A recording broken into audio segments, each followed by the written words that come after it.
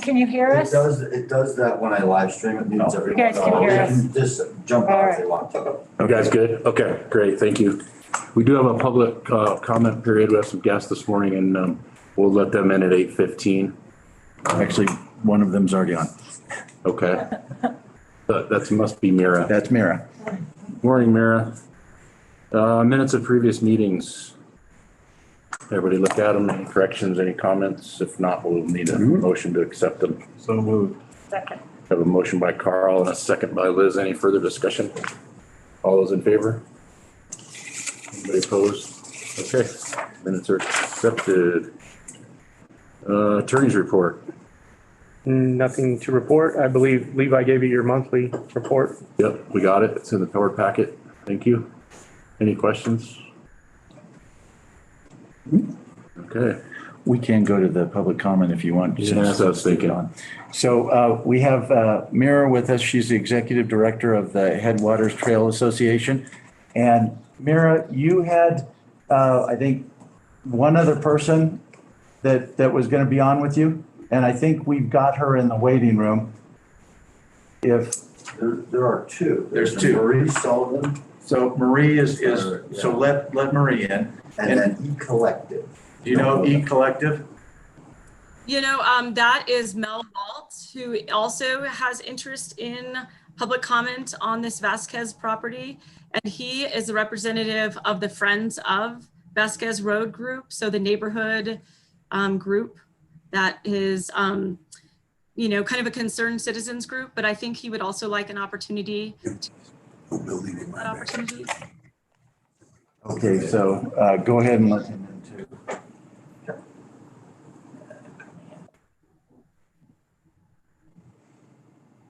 So that looks like Myra Sullivan with Headwaters Trails is there, and then also Mel Waltz with the neighborhood group. Okay, we will turn it over to you. Okay, well, thank you so much and good morning, everyone. What a pleasure it is to address this board and staff. I'm Mira McQuain with Headwaters Trails Alliance. I have been the executive director of the Alliance for 7 years, and I've lived up here in Grand County for over 15 now. And Myra Sullivan has actually a longer history in Grand County than I do, and she has also been with the Trails Alliance for over 5 years. And we're here today to talk to you about this parcel of land for a few different reasons. One, as many of you are likely aware, Headwaters Trails Alliance works with all the federal agencies and the municipalities, all the local government, as well as we represent all the stakeholder groups, which is a pretty diverse group. And this particular parcel became of interest to us with the town of Winter Park, as Winter Park and the entire Grand County and the recreation infrastructure has been undergoing rapid development. And with COVID inspired recreation increasing our trail usage by 200% last year, you know, we have been looking to find sustainable infrastructure to accommodate all of this recreation occurring in Grand County and looking to continue to occur as development is progressing. So this particular parcel is of interest not only to Headwaters Trails and the town of Winter Park, I think, but in general to our community, because it provides an excellent kind of buffer area to the neighborhood should it be developed into a trailhead. And the current trailhead in Winter Park, which is currently across from the town offices, the town hall, in the near future, the town is going to lose that opportunity to have a main trailhead in that location. So for anything, anyone who wants to park at a trailhead or access any of the trails west of 40 will have nowhere to park in the near future. So that's further congesting, you know, the parking structure and or neighborhood roads, which there already is a significant challenge with neighborhood roads up there. And so because this parcel is on Vasquez Road and because it kind of is a natural connector between the residential area and Forest Service land, it has piqued our curiosity. You know, it's 3 acres. And, you know, our vision for this property would be more like developing, you know, a quarter of it to establish a parking area, trailhead, information about how to use the land responsibly, AKA our stewardship ambassador program initiatives, And then the rest of the zone would be left natural. So kind of serving as somewhat of a conservation easement. And so where the neighborhood collective piece comes in as well is that the concerned citizens, are worried about having, development right up against the Vasquez Creek and having this area get developed. And so it sounds as if this neighborhood group is willing to help support an alternative use of this land, such as the trailhead that both the town of Winter Park and Headwaters Trails supports. So, because for us, it would be kind of more of a community approach. It would be a win-win in terms of, the neighborhood would have more of a buffer for that in that conservation piece. The forest would win as well because it would be more contiguous land there and less development encroaching upon the federal land. I think Headwaters Trails, we would help maintain that potential trailhead location. And so we feel like the potential, a proposal to entertain kind of a joint collaborative effort for this parcel is more community minded. At this point, we really admire Mountain Parks Electric in trying to create this fund to help support, our workforce. We know that the labor shortage is really impacting all of our businesses. And so we definitely commend that. And we understand the need for that and the need to support and subsidize residents and future residents in working here. We do feel like the consideration of this proposal, we're very much in favor of that. And we don't know what that looks like. We know that there is an offer already on the table. We understand that piece, and we understand that, this may be a conversation about putting in perhaps a backup offer or, perhaps consideration of a recreational lease or a lease to own type situation. The town of Winter Park, unfortunately, wasn't able to attend this today. Headwaters Trails as a nonprofit organization does not own land. We're here more simply as, a recreation nonprofit, mostly dedicated to trails, but we also represent, the community members along Vasquez. We represent trail users, both motorized, non-motorized, hikers, wilderness folks. And so, like I said, based upon the location, based upon the concerned citizens, based upon our mission and goal, and part of our strategic plan is to work with utilities and the towns to help create recreation opportunities. So, Myra, anything else you'd like to add that I might have left out? Oh, you don't have any volume, Myra. All right, I keep forgetting that unmute button. I think you've covered it pretty well. Some things maybe that to really emphasize is one of our biggest issues in the Fraser Valley that has been growing over the last 2 years for sure, but longer than that, has been where do people park as the Fraser Valley continues to build out. And that's creating a lot of issues within the neighborhoods in the Fraser Valley as, downtown parking has been developed. And so, we're having to look at more where can we do things where the town and the forest intersects, and this parcel happens to be exactly that. History-wise, I know that we started asking about this parcel and asking the town of Winter Park, as well as some, people that we know at Mountain Parks Electric of, hey, would this ever be a possibility at looking at this parcel at least a year ago? So glad that we're having the opportunity to have a larger discussion on this today.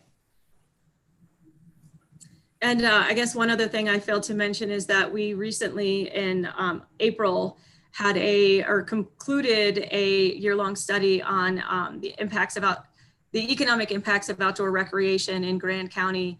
And the number is pretty staggering that 78% of our economy is dependent upon outdoor recreation tourism.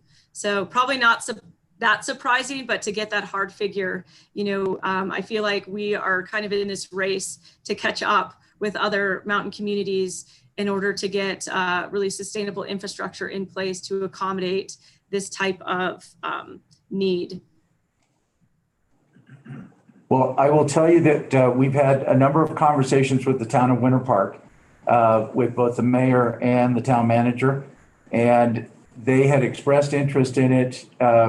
We had an initial offer which fell through, and we have worked with them a considerable amount of time, but they have never actually made any kind of offer. And that's been communicating the progress of our process as we've gone along. The current offer that we have, that we actually are under contract with, does allow us to accept other offers. However, we have not seen anything. And as late as yesterday, I got an email from the Keith, town manager, and he wanted to get a copy of the resolution, but he still, that's on the agenda for today, but he still has not moved forward with anything. I know that the town board did discuss it, and after that, he and I had a conversation. But I guess our challenge with this is that they have never come forward with any kind of offer. And so there's really nothing for us to consider as it relates to Winter Park. And so we're, as you mentioned, the funds, the sales proceeds are going to be dedicated to housing issues for the community, but for our employees.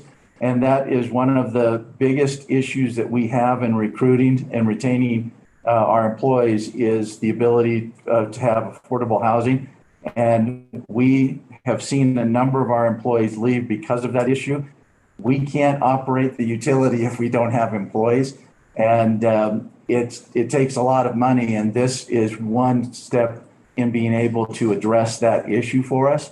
And so that's one of the reasons why the board initially decided to look at selling the property. But I do know that we have one other individual, I think, with the residents, and want to give him an opportunity to speak if he wants to as well. Yes, thank you for the opportunity. My name is Mel Waltz, and I do represent the Friends of Vasquez community, as we've named it recently. And so we do really appreciate the opportunity to just even have consideration in this conversation, and absolutely understand the need for MPE to find affordable housing for your employees. What Mira and Myre have covered, and we agree with, is that within this consideration, there really is a unique interface. We feel as though like this specific parcel is a gateway to a very unique experience in Winter Park. I mean, we're very close to town, and we do have an existing challenge with use. We have parking challenges, we have traffic challenges, all because of the popularity of the Vasquez forest. So if we could just consider that, the impact on the forest, there could be an alternative use. I would hope that we can consider the greater community in general, and consider the individuals. We absolutely understand that you've had conversations over the years with the town of Winter Park, but now, as we're becoming more involved, we hope that we can be a conduit to make those conversations more effective. As I'm getting to know all the players involved, and this has only happened in the past few weeks, from an outsider's perspective, we can see that there's been a disconnect where conversations with you and Keith have gone in a certain direction.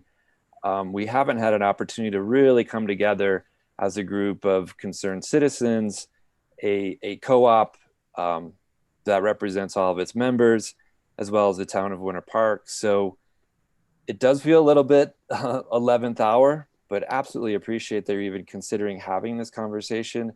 Maybe this can be a model of cooperation and preservation, and solving an existing problem where it can be a win-win. We had hoped that with some nonprofit funding, some public funding, maybe even some private funding, a triad of effort to help purchase the property and find ways to support your housing initiative, and at the same time preserve this gateway to a really unique experience.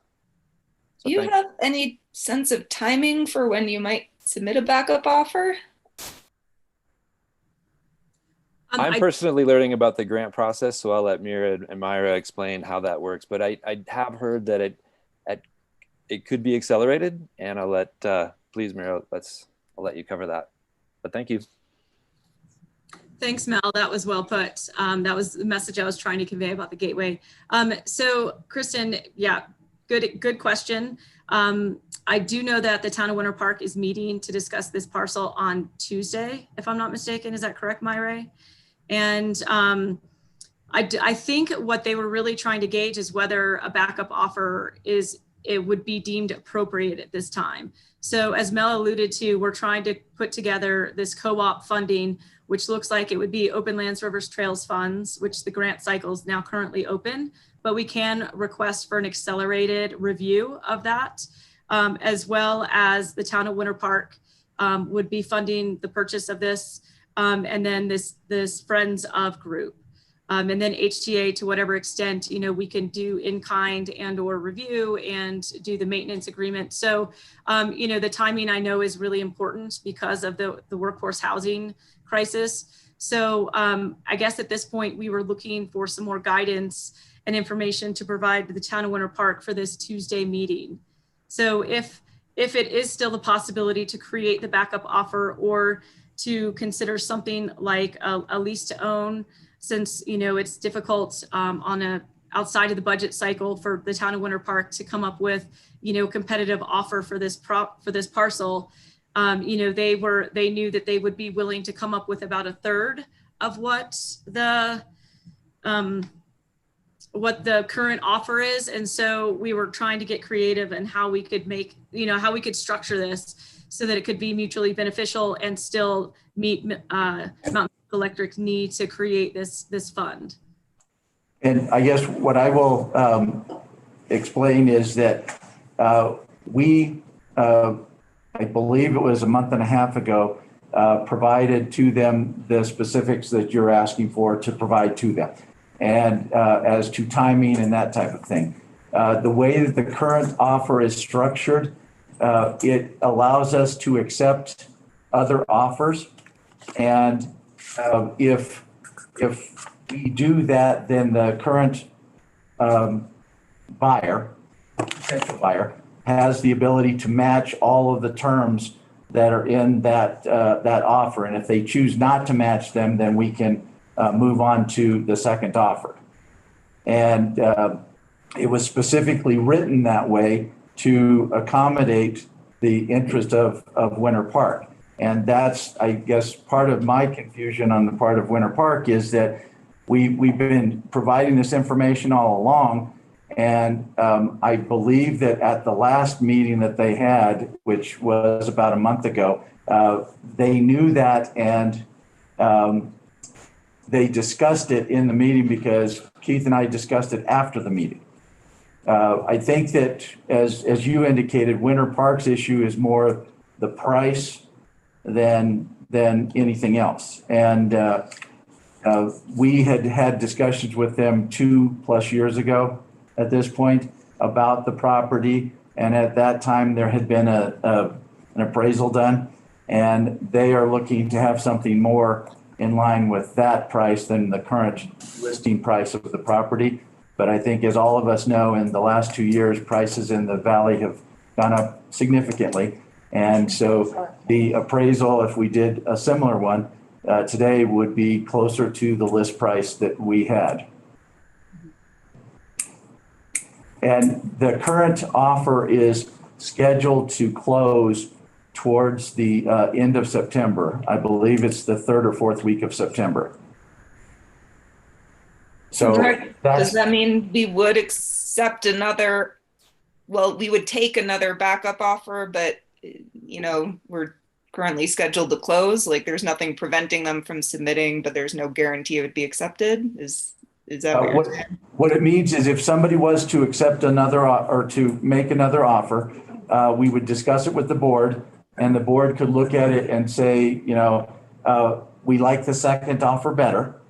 And then we would go to the potential buyer, and the buyer would have to match the exact terms of the second offer in order for us to replace that first offer. That means it would have to be higher.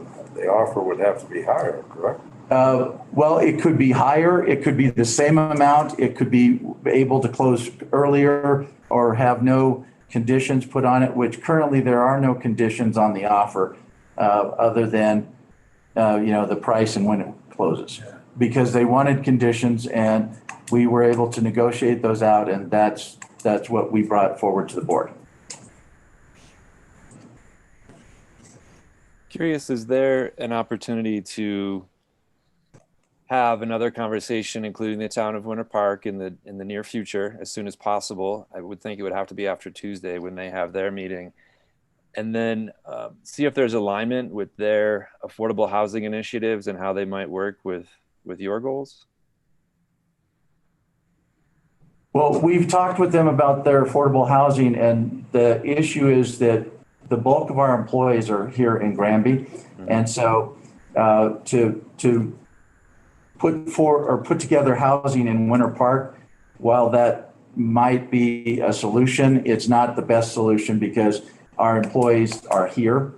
And so we talked with them a little bit about that and possibly partnering with them. We are working with a group of employers, school districts, the town of Granby on solutions, and we've invited them to participate in that group as well. To date, they have not taken us up on that opportunity.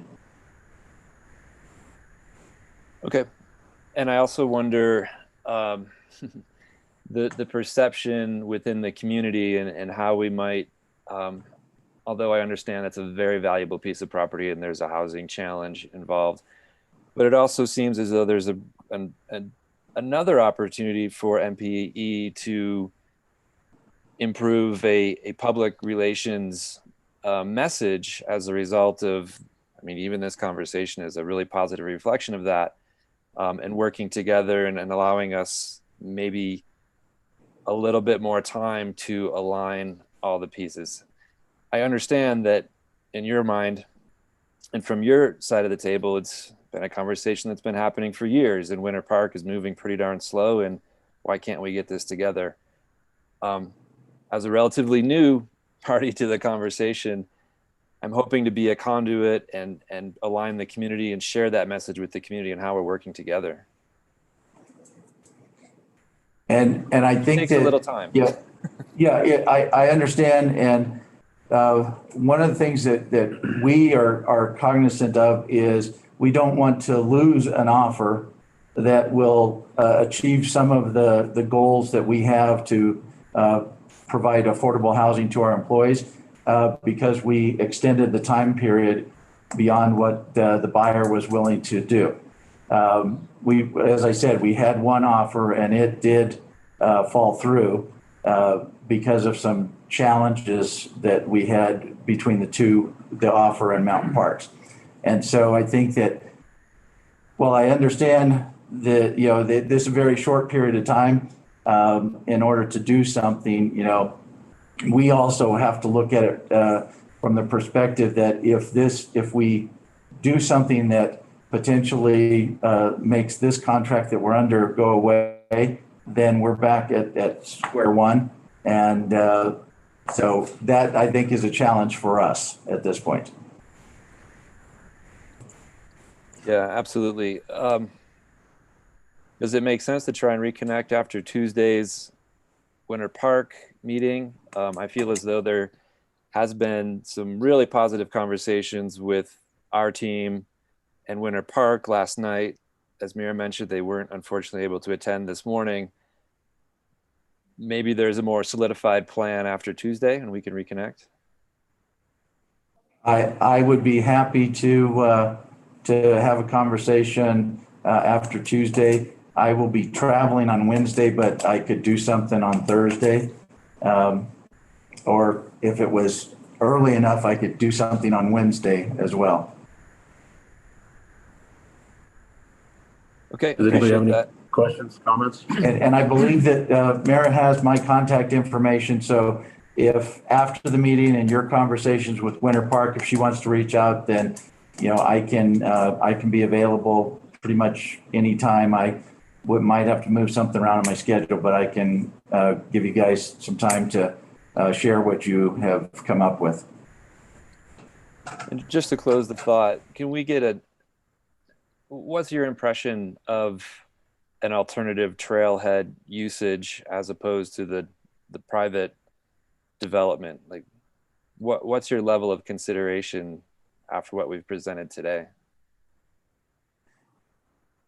Well, I can only speak for myself, and I think the board would have to have some time to actually discuss it and consider it. I think that we're open to any use of the property, and we knew that there was some interest on the part of some conservation groups as well as other groups that would not necessarily develop it into a housing issue.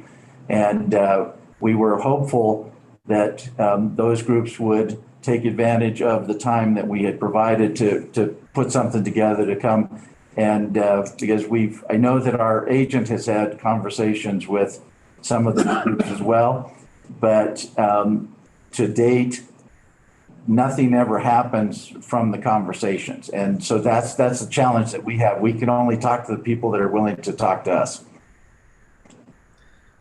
Understood. Yeah, it's unfortunately I feel a little late to the game personally, but it's been revealing to understand the time frame and not giving up and considering all options next week. And let's hopefully we can solidify a plan as quickly as possible, and really appreciate just using again that phrase, consideration and listening. It's only been in the past 2 or 3 weeks that the community at large has been made aware of the opportunity at all. And that's frustrating for us. So we want to be better about communicating as well. See, Marie has her hand up. Thank you, Kristen.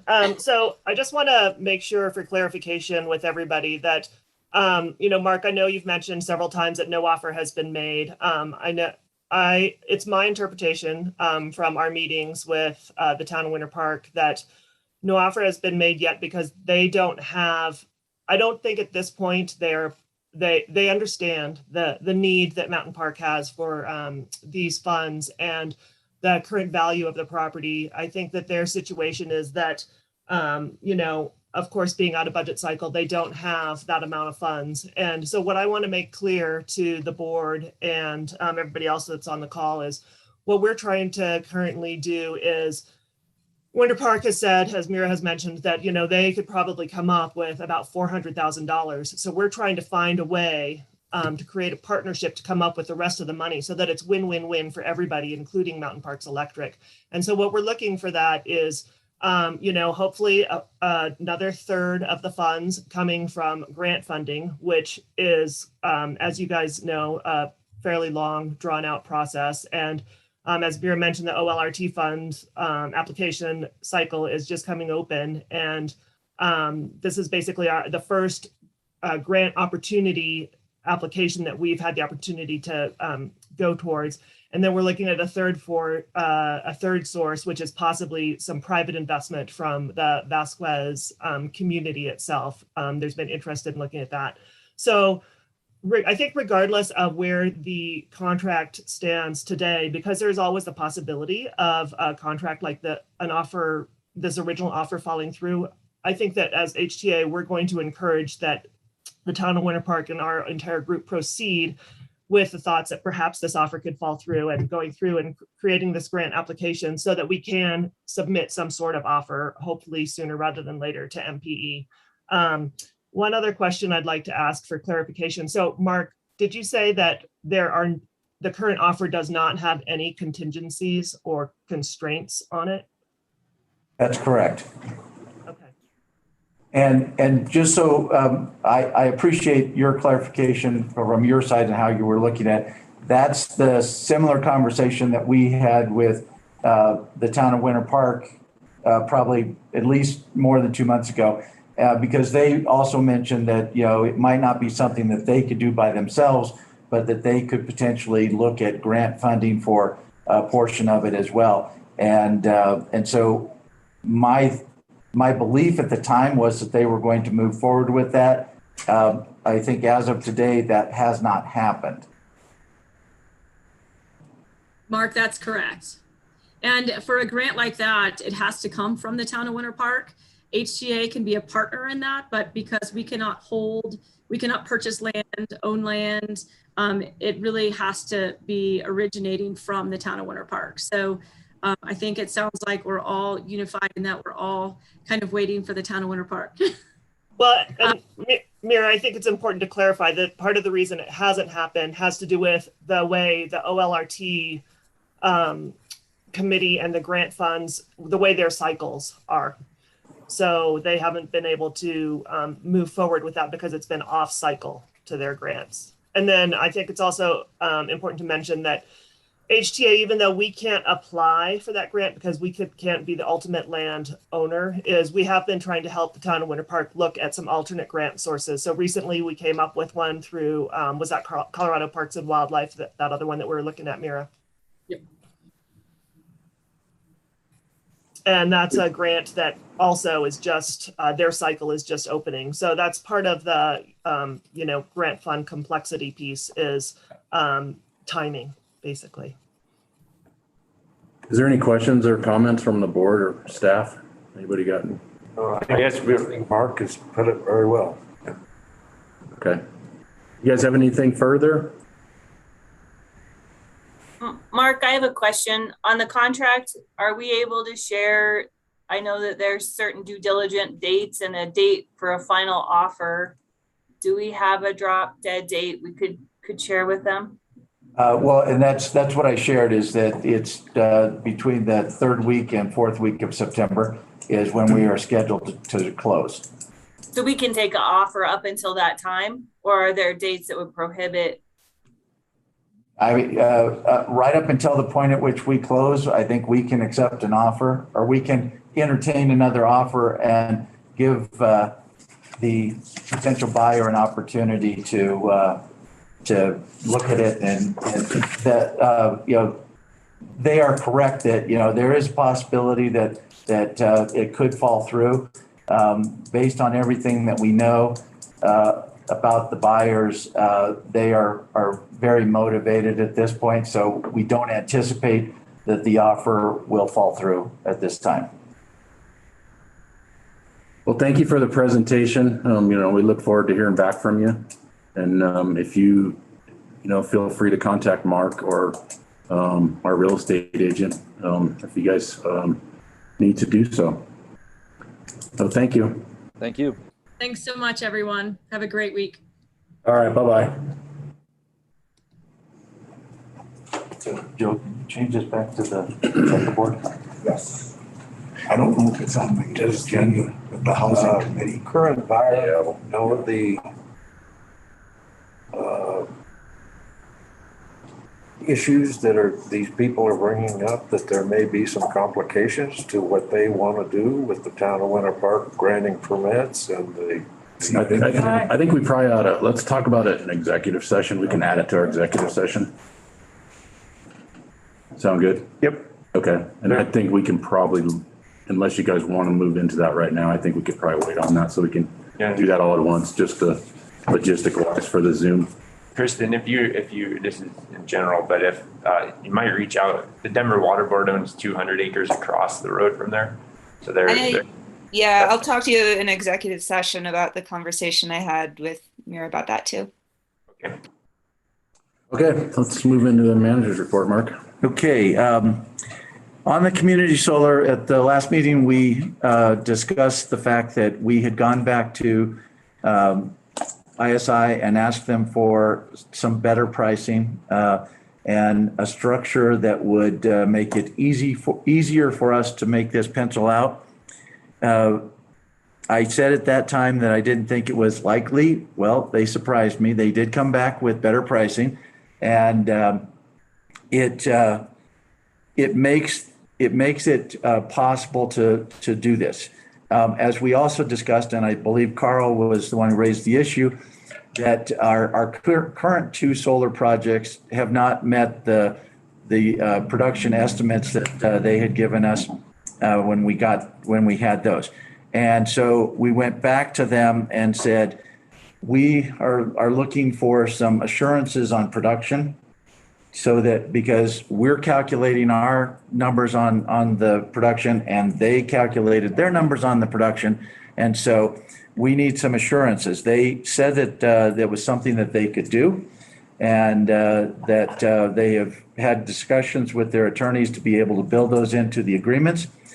And they initially thought that it would take 2 or 3 days. It's been close to 3 weeks, and I've had a few conversations with them, and Levi has had a conversation with their attorney, and we still are not there. But if we could get those assurances on the production, then the project is viable. Without those, it's not, because the price per kilowatt comes in above what we buy power from Tri-State at. And it depends on where that pendulum is, because they're at 26%. We believe the number is closer to 20, and you can't go much below 26 and keep it viable. So that's going to be the challenge that we have with that. Mark, have you Regardless- considered a PPA where we can just guarantee that our price is below our cost of power? Well, we looked at a PPA as well, and what they came back with was a lease to own, because what I don't think the investors, including ISI, want to own the project for 25 years. What they would like to do is build it, be able to take advantage of the tax credits, and then basically turn it over to us, so that the structure is that we pay a little bit up front, we pay lease payments for 6 years, and then we pay a little bit at the end. And all told, makes them whole. And so I don't know that at this point, a PPA is something that they're interested in, and not just ISI, because they're one part of this, but the other investors that are providing most of the money for it in owning it for the 25-year period. Do we know what the investors are demanding in terms of rate of return? Well, I think that we do not know specifically, but that's part of what was built into the numbers that they originally gave us. And we said, I have a really good idea of what they're borrowing the money for. But we said that, those numbers don't work for us.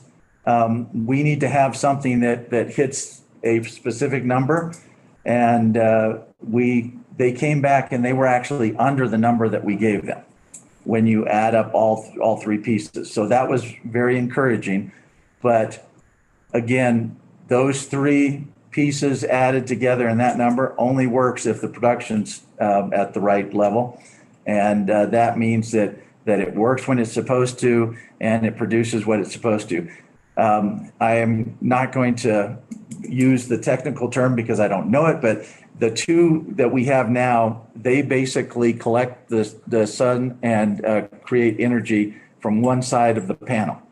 What's being proposed for this is that they will collect energy and be able to turn it, or sunlight, and turn it into energy from both sides of the panel. This is something that's a newer thing within the last couple of years. It actually increases the production capabilities. And so I think that's one of the reasons why they may be willing to give us some guarantees, but we haven't seen the language yet. And Levi and I had a conversation about this yesterday on my drive back from Castle Rock, and their attorney has asked for certain things, and I've told Levi that we're not going to give them anything until they give us the numbers, because I don't want to spend a lot of time and effort on putting together an agreement that isn't going to go anywhere because we don't have the numbers that we need on the production side. So assume that all of that worked out. We are still at a place where it's unlikely that any construction happens this year. And that includes we had thought that potentially we could have some underground work done with conduit and wiring. So it would move the project to begin in 2022. But I think that has the potential to be beneficial to us in that we are seeing the pricing of some of the components stabilize because it had been going up. And we think that as supply chain and other things start to ease a little bit, we could see a reduction in the cost of the materials. And that could, we would structure an agreement that if they were able to acquire the stuff for less, then we would get a portion of that less. So the Northern Colorado Board did approve the assignment of the lease from electric to services. If we move forward with this agreement where it was a lease to own, we would have to assign it again from services to this investment group, whatever they end up calling themselves. And, but we don't want to go back to them and ask for another assignment until we know that we're actually going to have a deal to do. So we're somewhat on hold until we see their proposal as to what they would propose for assurances. I think that one of the challenges is they can propose something, but it has to work for us. And so that's going to be the kicker, is that they're going to have to give us something that actually works and is somewhat ironclad, so that if they don't get the production that they say that they will, then we don't pay. I think that's very important in my mind, because that Whiskey Hill site was off about a month. Right. So. And they proposed two methodologies for the assurances. One is uptime and the other was actual production. And I said that I wanted production and not uptime, because you can have it work 100% of the time and it still might not produce the number of kilowatt hours that you need. And so that's what we are going to look for, is that kind of assurance from them. I have a question, but I think it has to do with, it may have a legal implication. So I'm wondering if we could put this in executive session as well. Sure. Okay, if there are no more questions, we'll move on to the next topic, which is the fiber backbone. I executed an agreement with TechServe. They are an engineering firm that does study of the system design to determine the amount of make-ready work that is necessary in order to be able to start construction. It is on the agenda today for your review. The Conexon has issued an RFP for pricing on the make-ready work. There were, I believe, 7 or 8 potential bidders for that. And we have the numbers back. We're just trying to find a date that works for all of us to be able to go over those numbers and select somebody. On the agenda was a make-ready contract. We're going to need to not look at that because we don't have a contract at this point. But we anticipate that the make-ready work is going to start the week of August 23rd. And according to the information that was sent to the bidders, they have 2.5 weeks to complete the make-ready work once it starts. Will that allow us time to string the cable this year before snow hits? Yes.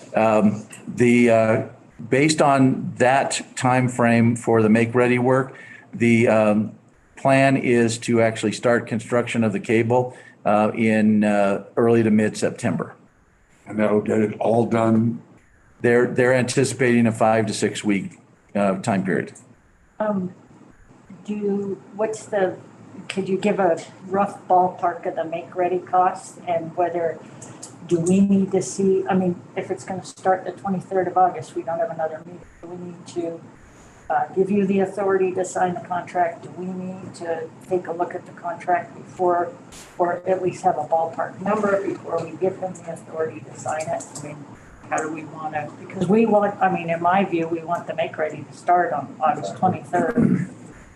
Well, and no, I can't give you a number because I haven't seen, I haven't had a chance to look at the bids. They came in while I was in transit. So, but I think that it could be done one of two ways. Either we could, you could give me the authority, or we can do it via email. Once we get the information, we send it out to the board. The board can make a decision, and then we can ratify it at next month's meeting.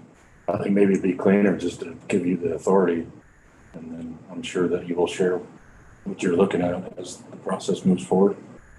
We can do it that way. I mean, that works for me if the board's comfortable with that, so. You guys comfortable with that? I am. I thought a couple meetings ago we were promised a contract with that I haven't seen yet. It wasn't in the July packet. That, well, I think that the one with Connexon, we did have on one of the agendas. I'd have to go back and look. And the TechServe contract, which is for the engineering work that's being done now, is on this agenda. And then the potential, and if you're talking about the actual construction of it, the board looked at that several months ago with ADB was. I'm talking about the Connexon contract.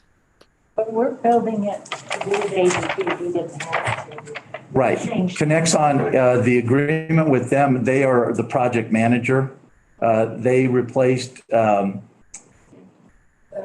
Vantage Point. And so that's one of the next things is that we have been working with Connexon and ADB to identify what would need to be modified within the contract that ADB has. And we've come up with that. Levi and I talked about that yesterday as well. So we're looking at what we have to tweak in order to make that. I had a conversation with RUS, and based on what we are going to need to tweak, it does not have to go back to RUS, which is a very good thing. Because we're not changing the route, we're not changing what we're doing. It's just the design of how the fiber is hung or put in the ground. The last piece is that Connexon is giving us a list of the materials, and we're going to purchase the materials that are needed. They take up about 2 connexes. And from Techline, which is a company that they deal with, and that's part of how we're getting a lower price on the materials, which will make the overall price of the project less. So a lot of balls in the air related to this, and a lot of work being done by Connexon at this point. And the ADB is ready, willing, and able to start construction, but we'll need to get the revisions to the contract done so that we can get that done. And then ADB is ready, they said, to start by the middle of September. Do we have a project management contract with Connexon? Yes. Okay. Where was that? I thought that it was a couple of months ago that we did it, and if it's not, I mean, I can provide a copy of the agreement that I executed with Connexon. I know that we reported on it, but maybe we didn't actually provide the contract. I don't know if we could just almost add another tab to call to order it just puts the contracts in there. Maybe. We can only have the 2. Oh, we can, maybe it could go in legal. Or it could put it under legal. Well, we could put it into docs too, or the docs are bylaws, stuff like that. Okay. So I will make a note to email that out to everybody tomorrow. I did not realize the board had finalized approval of going forward with Connexon, so thank you. My understanding is this is for project management of the backbone only. Yeah, we don't have an agreement with Connexon for the construction. They're not building it. And we don't have an agreement with them to utilize the backbone. And okay. Frankly, I had been talking to them about that because I didn't think they'd want to move forward with this other without that piece in place. And they said, no, they were okay with it. I wouldn't have, but they said that they were willing to do it, so. Okay, thank you for the clarification. So we will need a motion to authorize Mark. Make that call. So moved. Second. Thanks, Carl. We have a motion by Carl and a second by Dick. Any further Okay, discussion? the motion is to allow Mark to execute an agreement, contract with whoever the make-ready provider is, just so I understand. Okay. Yes. Thank you. Everybody understand the motion? Is there any further discussion? All those in favor? Aye. Anybody opposed? Okay, motion carries. Okay, we kind of covered some of this stuff already with the public comment, but on the Winter Park land, Levi and I have been working with the title company to provide them some documentation that they need in order to be prepared to close. On the agenda today is a resolution to request RUS to remove the lien that would allow us to sell the property. And then I think I sent out a copy of the Sky High article that was done on, what we will utilize the sales proceeds for and its effect on our employees as well as the work that we're doing with others. And at this point, we've gotten a relatively positive response. I haven't heard anything that was negative about, what we were intending to use the funds for. So the next item is the alternative power supplier agreement. We had signed the exclusivity agreement with the entity in October, I believe it was. And there have been a couple of changes. The agreement itself and all of the terms have not changed. And so we can add this to executive session, but I can explain how or what the changes are, but not necessarily something I think that we want to do in open session. All right, we'll add an E to our executive session. There you go. Power supply. On the FERC settlement, Tri-State did file its response to the show cause order. FERC hasn't taken any action on that at this point, and we have had no other settlement meetings with Tri-State and the interveners since then. I anticipated that we would, but that hasn't happened yet. The clerk for the settlement judge is rotating out. I guess they do a two-year rotation, and she will be leaving here. She's kind of the person that herds all the cats and keeps them all moving in the right direction. And she's done a really great job up to this point. So hopefully the next clerk will do an equally good job. As I mentioned earlier, I attended the CRA managers meeting yesterday in Castle Rock. We started with a presentation from Will Tour of the Colorado Energy Office, and he kind of provided an overview of the legislation from the last session and then how they have been working to implement some of that legislation. He was slated to provide some idea of what the administration's priorities were for legislation this year. They have not gotten sign off from the governor at this point, so he did not provide anything related to 2022. We did also discuss CREA's legislative agenda and what we might propose for the 2022 session. The items that I thought were going to move forward, things related to the wildfire bill and maybe resurrecting that, and some of the other things, there wasn't real consensus in it. And what they were doing was kind of previewing the stuff for the managers to get direction, which then the board meeting that is going to be at the end of this month, the 26th and 27th, I believe, here, that the board would have to approve any kind of legislative agenda.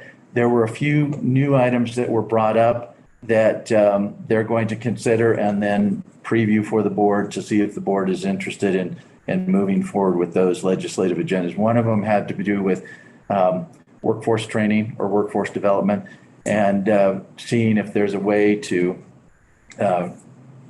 get some money from the state to assist in hiring or training the linemen of the future, because currently we're losing linemen from retirement and we're not necessarily backfilling fast enough. The we also talked about co-op messaging, and this has been something that the managers group has been working on for several months. We've had some working groups and other things. I provided, and Kristen, I will email this to you and Mark. I provided a document with the co-op messaging that this will be used in conversations during the legislative agenda with legislators and other groups, as well as there's a version of this that can be tailored to mountain parks. But the three main points are it's that co-ops are leaders for sustainable future, that we will maintain reliability and affordability, advance innovative solutions, and enhance community resilience. And then the bottom there is how can you help us move to a more sustainable future in Colorado, and it's electricity is the answer. So that is the messaging that will be given to the board at the end of the month. And if the board approves it, then that's what they are going to run with. I'm looking at this map and we're in blue, and why are we in blue? As opposed to green or red? Because if you look at it, they did four different colors to differentiate where the things are, so that if there's a blue, it's up against green or orange or red, and there is no significance to the color. Okay, I thought maybe it had to do with attorneys or something.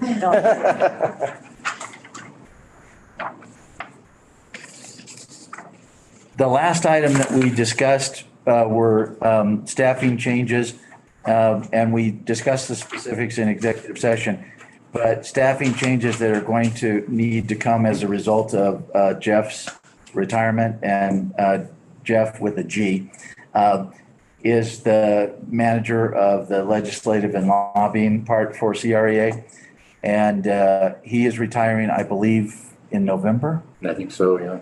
And so what they are looking at doing, again, the managers group doesn't make any decisions, but they kind of provide feedback to CREA to then, that's what will go forward to the board. And Kent had a particular direction, and we provided him some input, and I think he's going to modify the direction a little bit in what he presents to the board of directors. Wanted to remind everybody that today at 5:30, we're going to be doing an all-employee barbecue at Snow Mountain Ranch. And, after the board meeting, if you want to go down the road a little bit, you can have some really good barbecue. And if you are so inclined, there is a tube hill that you can slide down in an inner tube during the summer. And since we are outside and we will have a very large area, we will not be wearing masks at the event. And then next week, we are having a retirement party for Chet Robbins with the engineering department. He will be leaving us, I believe it's at the end of next week. And is it Wednesday? Tuesday. Tuesday is the party. It will be here. It's going to be in the fleet garage, and we're going to have the doors up, and then we will have some tables set up outside as well. So if you can come to that, it is at noon. And, you're welcome to come by, and we will be grilling hamburgers and hot dogs. And we will not be wearing masks at that either, because we have set it up to where that it's considered more outside, and that we can socially distance. And then the last item that I had was I emailed to the board a slate of candidates that CoBank sent to us. And their nominating committee put together the slate of candidates. Please take a look at that.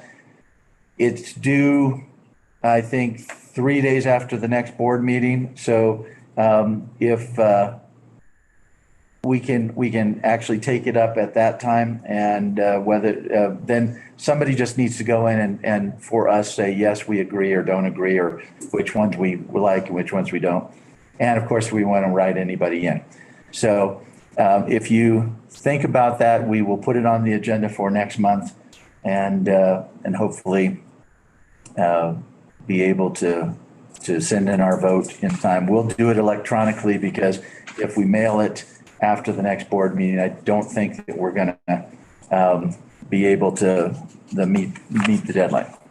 Mark, can I mention for the CREA meeting, the 26th and 27th, if you have an RSVP with me, I need it today because it's due tomorrow for the dinner And the dinner is the night of the 26th at Sagebrush. at Sagebrush. And I need to know if you're bringing a guest as well. And then they have invited our board members to attend the meetings that they have. There is a possibility that they are going to change the location because we were working with them to be able to do something here. I let them know on Monday night that we were instituting a mask policy.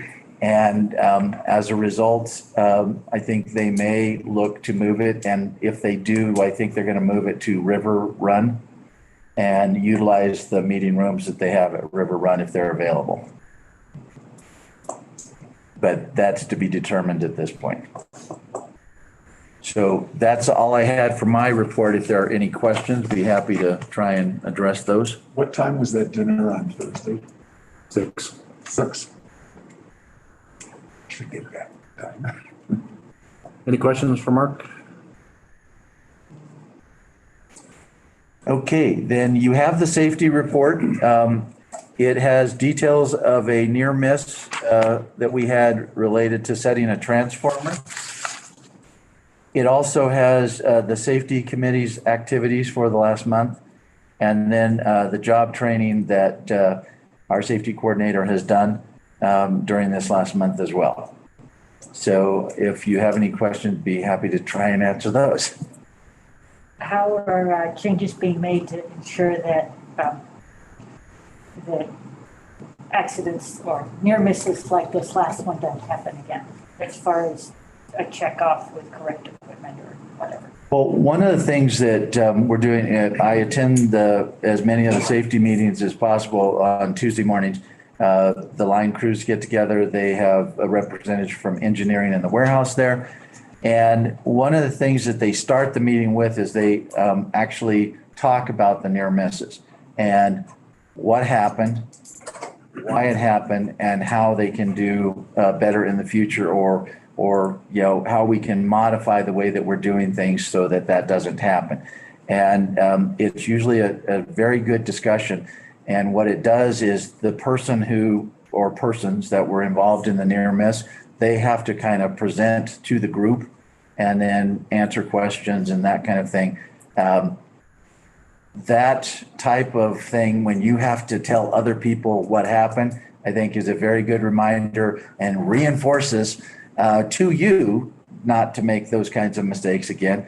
But it also is a great reminder for the other linemen that are also doing things that, you know, okay, I may have done that same thing and I just got lucky. But we don't want to be lucky. We want to do things the right way. Don, I don't know if you want to add anything else to that?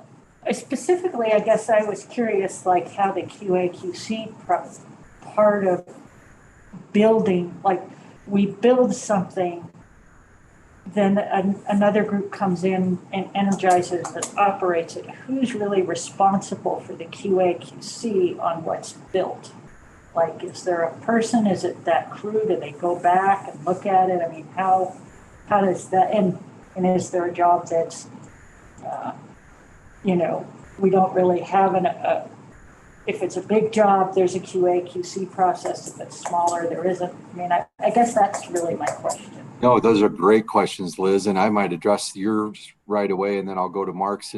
The first one is Scott and I have a QA/QC. It's actually Scott that goes out and looks at a lot of the jobs that are completed, large and small, to be able to do not just a build, but even an engineering QA/QC process on that. So that's a great process for us to go out and look and see, can we do things better? Can we make it more safe, even looking at our US standards, in regards to the 25 kV that we work with. That Mark hit on that conversation. I think that safety conversation in my history has been one of the most effective tools in preventing future incidents. The ability for folks to be able to express what happened, how it could have been prevented, what we need to do in the future to prevent it is just a critical path to be able to get those folks, on the right page with that safety mindset. And then finally, tailboards. I think those are some of the most effective tools that we have in our toolbox right now for safety is our tailboards, the ability to be able to ask questions, be able to identify hazards, and to be able to talk about, the job and plan our work and work our plan. So. And do the tailboards, you talked a little bit about what it covers. Is there a checklist associated with the tailboard? There is. And it's a checklist that I can review on a daily basis, that I do, that Brian reviews, that, the general foreman will review. And it looks at all of the different aspects of the job, all the different hazards. There's a checklist like you're talking about. Okay. And then just even down to, the nearest ambulance service. Just in case that would have to come up, where are we at, making sure we know where we're at. So if something would happen, we can make that call. And I think, Liz, to your question, maybe somebody built it and who energizes it. The plan is, and part of what Don and Scott have been working on is to try and streamline the process. And so the hope would be that it's the same crew that does the construction and is there when it's energized. Depending on the size of the project and how long it takes, there may be, more people there, but the hope is that we have continuity of the crew that does the work and is there when it is actually energized. Mark, it doesn't seem it would make any difference whether it was the same crew or not. Somebody didn't read the rating of the transformer. Well, on this particular thing, you're right. It might not have made a difference, but if somebody has set something up and they know what they have done and so they're prepared for the next day when they do it, that continuity is important. If you have somebody new come in, hopefully they're going to do all the things that they need to do, but they may miss something. And so I think having continuity with the crews is very important. Is this an engineering mistake or a crew mistake? Why was 7,200? It's a crew mistake. It really was a crew mistake. Yeah. And that was one of the QA/QC things that we've done is they need to write down that on the tailboard. They need to actually write down the voltage of that transformer and the serial number and what they got it from. One of the ways that we're also going to get rid of this is we have a little bit of 12.5 on our system that's over in the Kremling area that is scheduled for rebuild to be able to get it consistently across the system to 25 kV.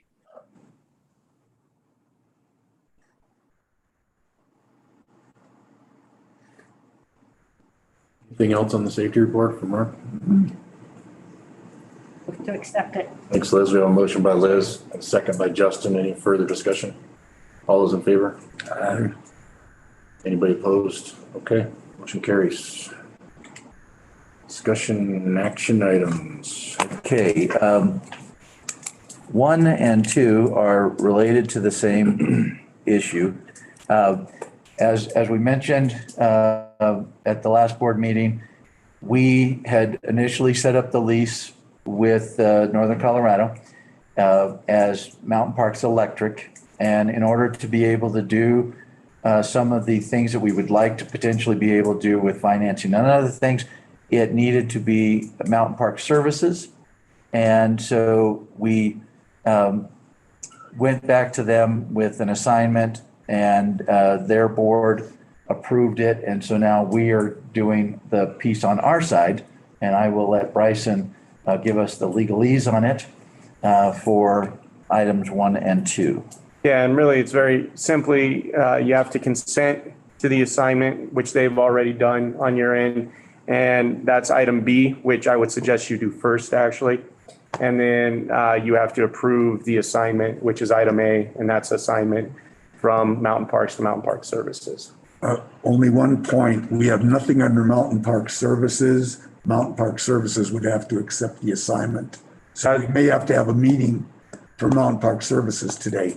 That's correct. Okay. Yeah, there is actually.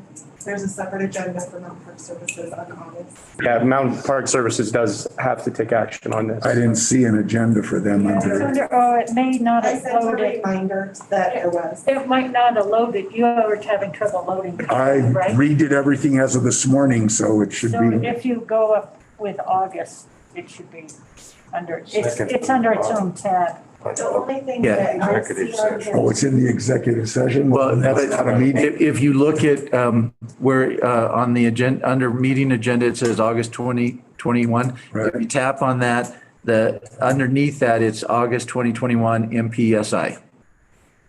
And that's the separate agenda for Okay, services. got it. It looks like two on this that, I don't know if this is maybe a question for Bryson, but maybe it's retroactive, but it's got Dick's name on it as president. Is that still the case? for No. Mountain Park Services? It has the date of July 8th of 2020. So that would have been- I wasn't sure if that was why. Was that because- prior to our meeting? Yeah. Yes. Okay, so that's correct then, right? Okay. I'll make a motion to approve the consent to assignment, followed by the assignment of asset. And Or, Got it. or of the, I'll second it, but I do have a question. We have a motion and a second. Any further discussion, Liz? So I went back to the lease that we approved in April, or saw a draft of. And as I was reading through it, I couldn't really tell how the payments were structured, and this might be something we want to talk about in executive session. Should we, in the future, enter into some lease for some other land? But I did want to just understand, I mean, it seems like there's a development term and a operations term, and how those two work, and what sort of monetary costs we can expect over the next several years. There are two periods, the development period and then the actual operations period. The development period begins with the execution of the lease, and it is a lesser amount Right. that is paid. And that goes until the project goes into operation. And then the lease portion of it, which is at a slightly higher rate, goes into effect at that point. And they're both a per acre, figured on per acre, but they're prorated. Yes. Is that something we need to continue in executive session? Or are you good? No, it was just something Okay. I was thinking about the financials of Mountain Park Services versus Gotcha. Mountain Parks and how it impacted that. And Stacy can probably speak to that. There may be advantages to having it in there because it seems like the development period, you know, in January next year, it'll be Mountain Park Services that'll be paying, I'm guessing. Yes. Potentially. Initially, they would pay, and then those costs are then recouped through the sale of the electricity to Mountain Parks Electric. Any other discussion? All those in favor? Aye. Anybody opposed? Okay, motion carries. And I would suggest, if the board is okay with it, that we take 3, 4, and 5 together. They are ratifications of decisions made by the board last month that were not properly noticed on the agenda with the 10-day requirement. And so the first is ratification of the underground contract with Ozzy's Underground, and that is it's basically a placeholder contract. There was no specific work that was associated with it, but if we need undergrounding, then we would use Ozzy's Underground under that agreement that the board approved. The number 4 was to ratify the tri-state delegates. Dick was the primary, Jeff was the alternate. And then number 5 is ratification of the addition of a Green Power representative, Todd Budden, I believe. I don't know how to. And actually had an opportunity to meet him Was it Tuesday? Tuesday, okay. And because the Green Power had their meeting here, and that was his first meeting with Green Power. Did we, Kristen, were you able to get that underground contract signed? I saw some discussion back and forth on that, getting you. Okay, Yes, perfect, thank you. We were going to potentially have it signed today, but I believe she came by on Tuesday and signed it. Yep. Move to, oh, you already moved it. No. I move to approve C, D, and E. I move to ratify the underground contract, the tri-state delegate, and the Green Power representative. Second. We have a motion and a second. Any further discussion? All those in favor? Aye. Anybody opposed? Okay, motion carries. Okay, I keep forgetting that and call to order their letters. Okay, so depending on which one you're looking at, either 6 or F is the consideration of the resolution to sell the Vasquez property. And this is necessary for us to be able to then go to RUS to ask them to remove the lien to allow us to sell it. And Bryson, I don't know if you want to have. Yeah, the only other thing I'd add is it would also gives you the authority to enter into or approve the statement of authority, which you need to record in advance of any deed anyway, because it's an entity. However, I would recommend in this approval, you approve both the resolution and the statement of authority, which I think the statement of authority is that's the first thing under item F. The resolution is the second thing. Oh, there's 2. Yes. Yeah. There's 3. The third one doesn't need approval. The third Okay, I see it. certificate of the resolution, and that's what goes to RUS. Okay.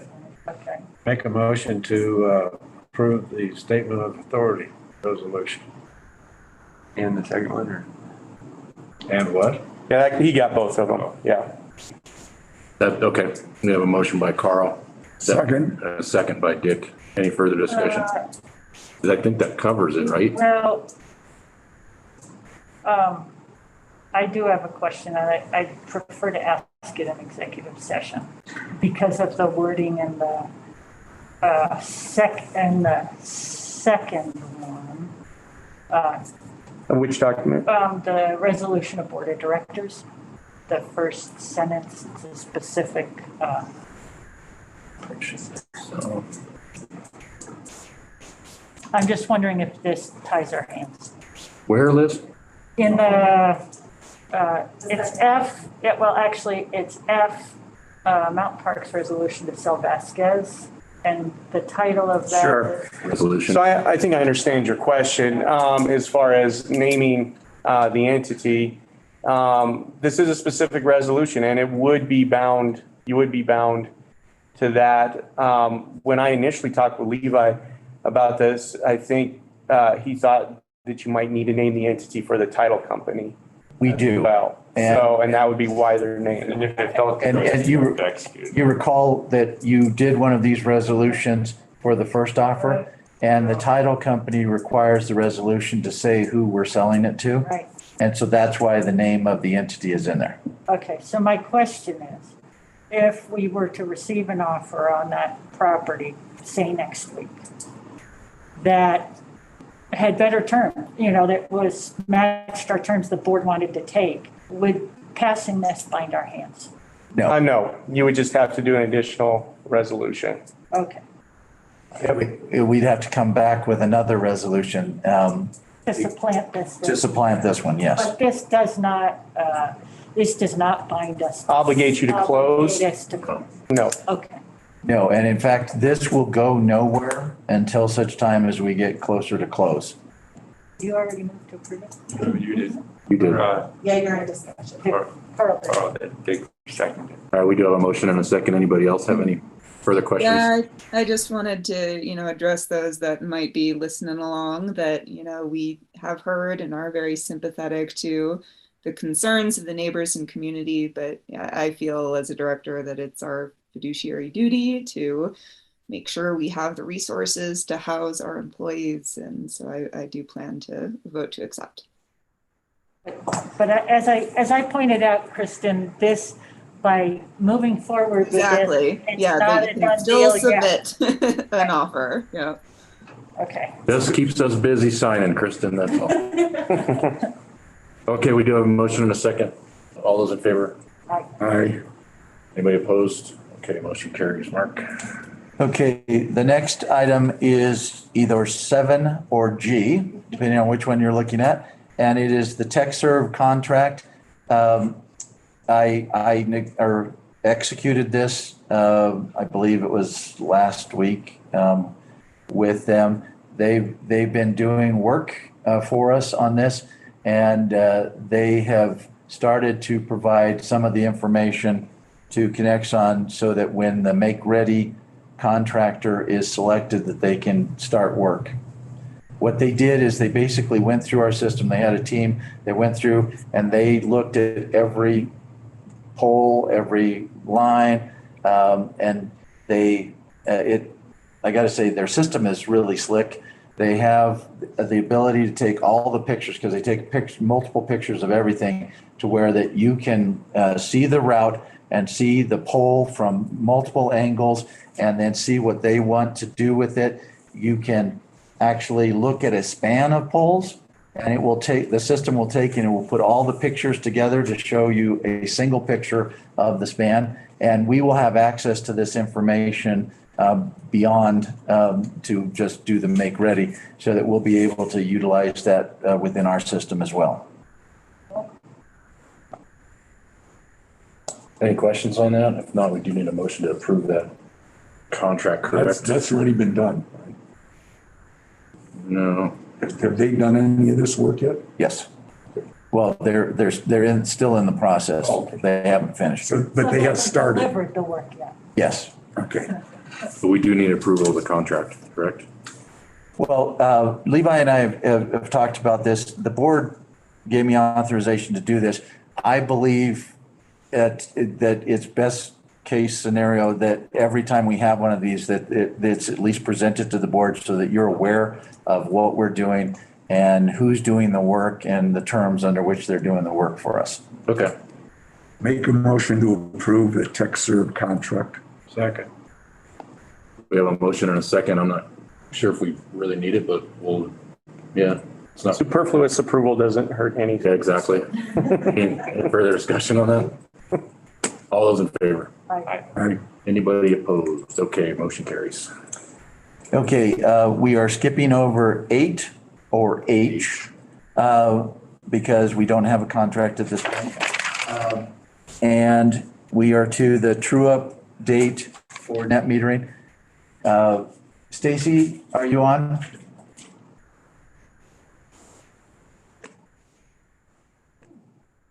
Let's see, did we end up? I am here, sorry, always Okay. eating. In your packet, you have a copy of a PowerPoint that we put together.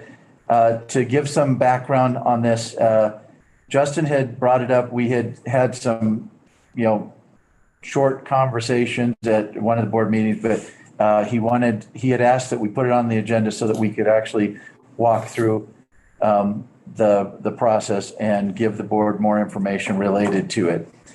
And there was a member, a husband and wife, and we have not included their names so that we can discuss this in open session. If anybody wants specific information about the member, we can do that, but it will need to be an executive session. And so that first slide basically kind of lays out how we currently do it, that we go through the year. What's and your first slide? if you look at the attachment under I, Oh, I don't have that. hit the little house and it should update. Yeah, I didn't see this. I just saw it today too.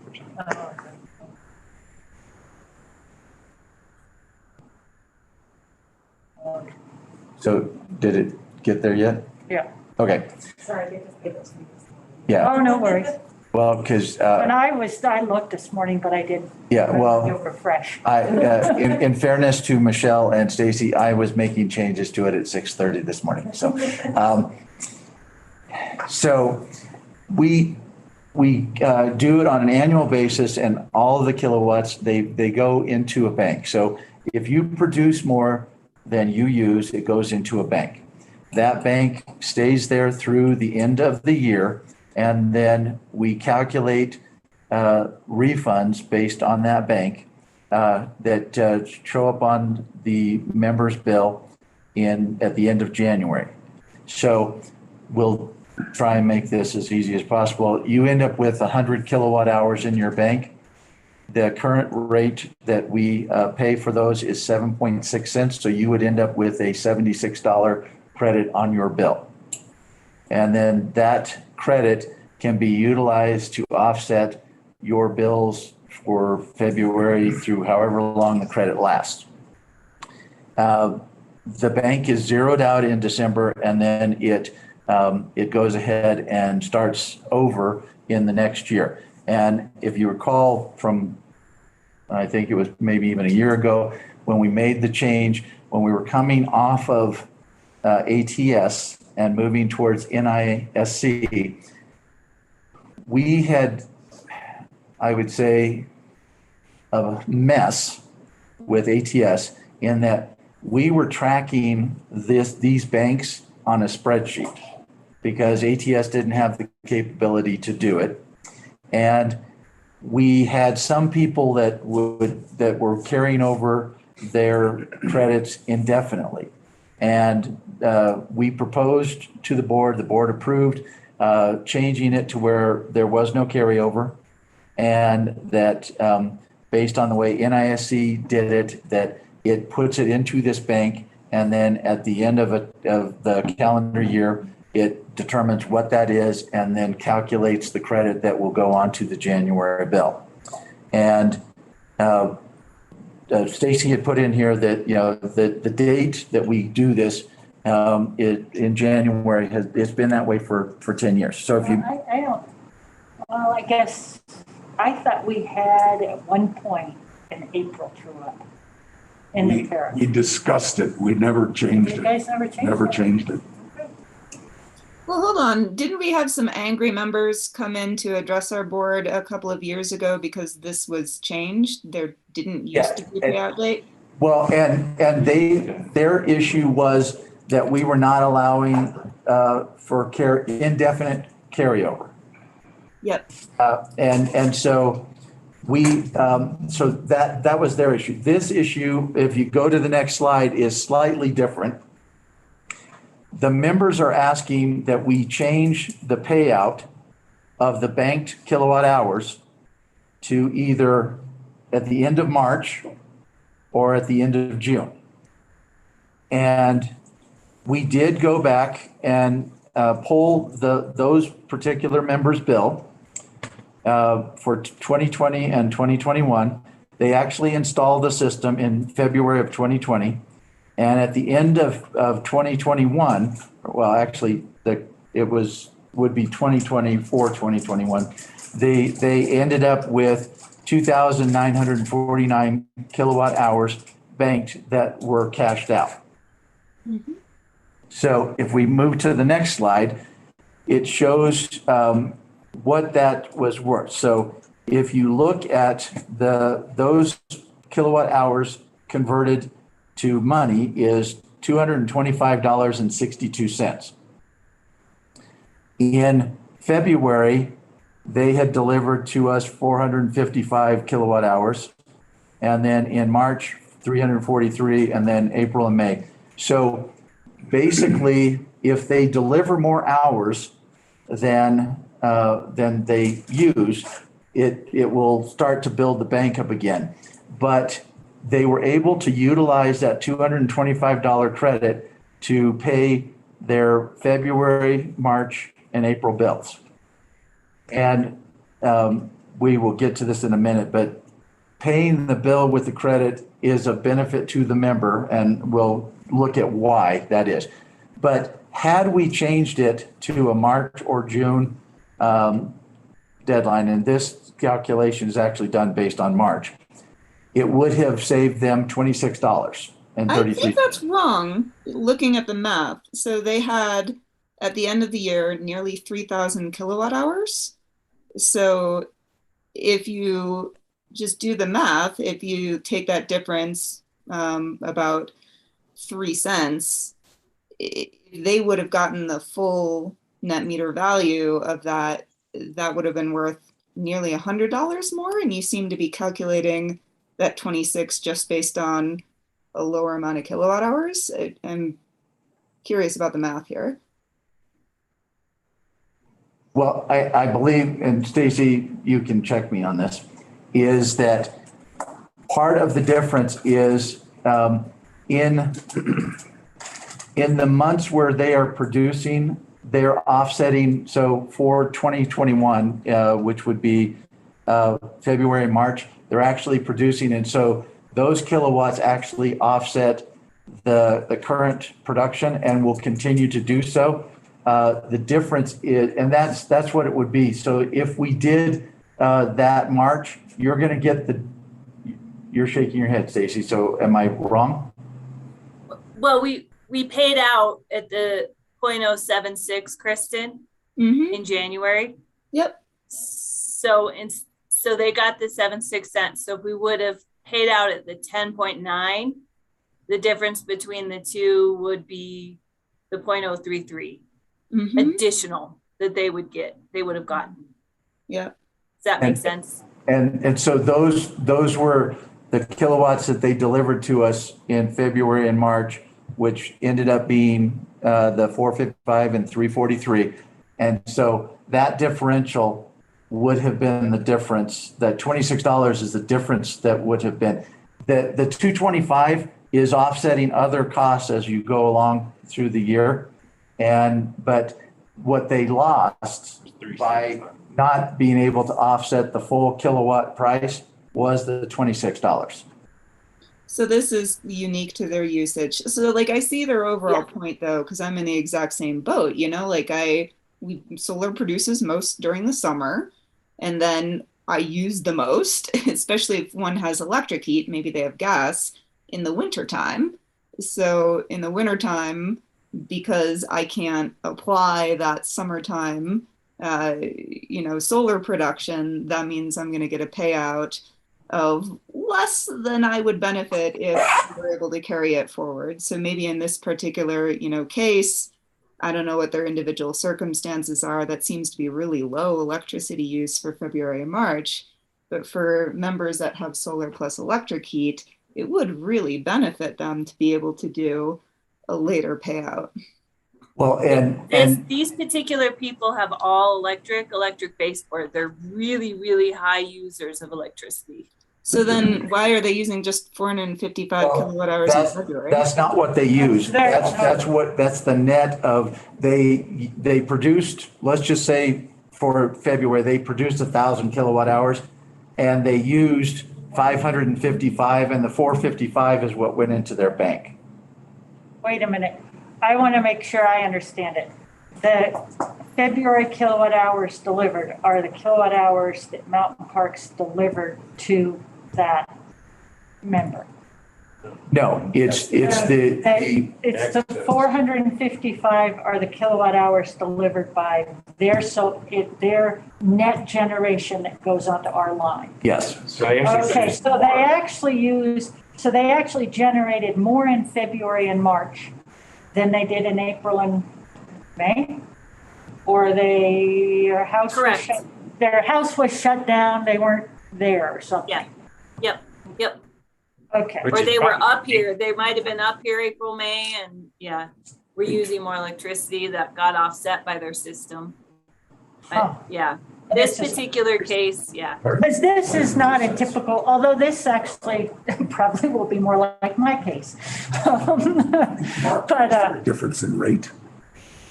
What about their January? January seems to be missing. Well, but the credit isn't available in January, so that's why January is not included. I'm sorry, Dick, you were asking? Why is there a difference in the rate? What's creating the difference in the rate between the 0.076 and the 0.109? Because we say for a true up that we'll pay the average wholesale cost for our energy, including demand and energy, of 2020. Right. we will true up their 2020 excess generation Right. limits with that, which is the Right, 7.67. yeah. The 10.9 cent is what you bank during 2020. Each month at the end of June, you have 50 kilowatt hours more than you used. That gets rolled into July, gets rolled into August. Then theoretically, November, December, you're pulling on those extra kilowatt hours. And then we are, with the change we made, well, the way Okay. we changed So from. it's the difference between what they're pulling and what they're giving. Well, It's offsetting the retail rate. yeah, so if they don't have to buy a kilowatt hour from us and they are able to use a kilowatt hour that's in their bank, it's worth 10.9 cents. So, if they generated it in March and they use it in April, then it's worth 10.9 cents to them. If you get to the end of the year and you have something left in your bank, we pay it at the. It's just a timing scenario. And the way the state statute is written, it says it has to be on an annual basis. It doesn't say it has to be on a calendar. Basis, And right. it leaves it up to the utility to determine how to do, what to pay. So since most of the production is in the summer, if the true up date was later into the spring, it would allow them to, and their argument was they had their system sized, so they would hopefully not have to pay too much for electricity ever because the rolling true up. Is there a problem for us changing it? I mean, how much are we talking about losing? Well, and we as we go through the next couple of slides, we'll discuss what the issues are related to that. So if you go to the next slide, under the existing methodology, they paid for their entire bills in February, March, and April. And when I say their entire bills, remember that the banked kilowatt hours can only offset kilowatt hours. So if we make the change, they would receive a bill in February, March, and April for the $29, the service availability. The credit offsets the service availability charge as well. But so the two different things, if we do a credit and they have something, then it will take up potentially their entire bill. If we do something where we change the date, then what it does, it will offset the credits, but they'll have a bill every month from us. And most of our net metering customers currently, it takes care of those 3 months, if the entire bill. And because the credit offsets the service availability, whereas if we move it, it will not, and so they would end up having a bill each month. Not saying that we can't do it, but the bulk of the net metering customers have gotten used to it, offsetting those bills and not seeing a bill. And we have heard from a number of them over time that they like that feature with the credit, that it does in fact mean that they don't actually see a bill. And we've also heard from some that really don't like it.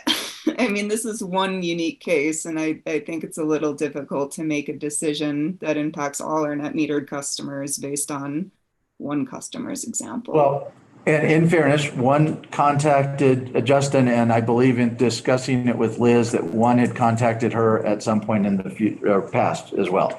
So you're right that, making a change that potentially affects everybody because of one is part of the discussion that we need to have. If we move to the next slide with the recommendation,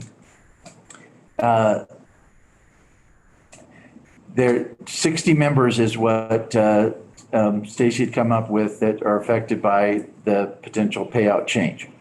We're recommending that we leave the payout date and structure as it currently is.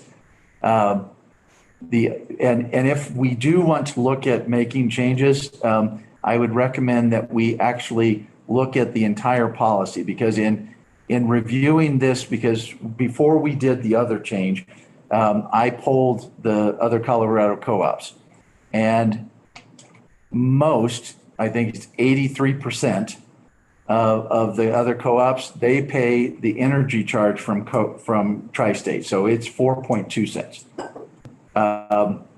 And there is one that actually pays Tri-State's avoided cost, which is 2.2 cents for the credits that go when they calculate it, whether they calculate it in December, like we do, and there's a couple that do, or March, which there's a couple that do that. Some of them that have irrigation load, they actually do it even later in the year because of the way that the irrigation works. So Mark, I wouldn't follow the lemmings over a cliff here with the new laws that require disclosure of net metering rates and policies. I believe there's a challenge coming to that. As you know, co-ops are required to pay out avoided cost. There's some pretty clear precedent on what you can and cannot include in avoided cost. So if you were to do an avoided cost calculation, obviously what we pay for energy goes into that, but what a net metered customer may or may not contribute to reducing our peak, if they happen to be producing kilowatt hours that we get when we hit those coincident peaks, that would have to be calculated as well.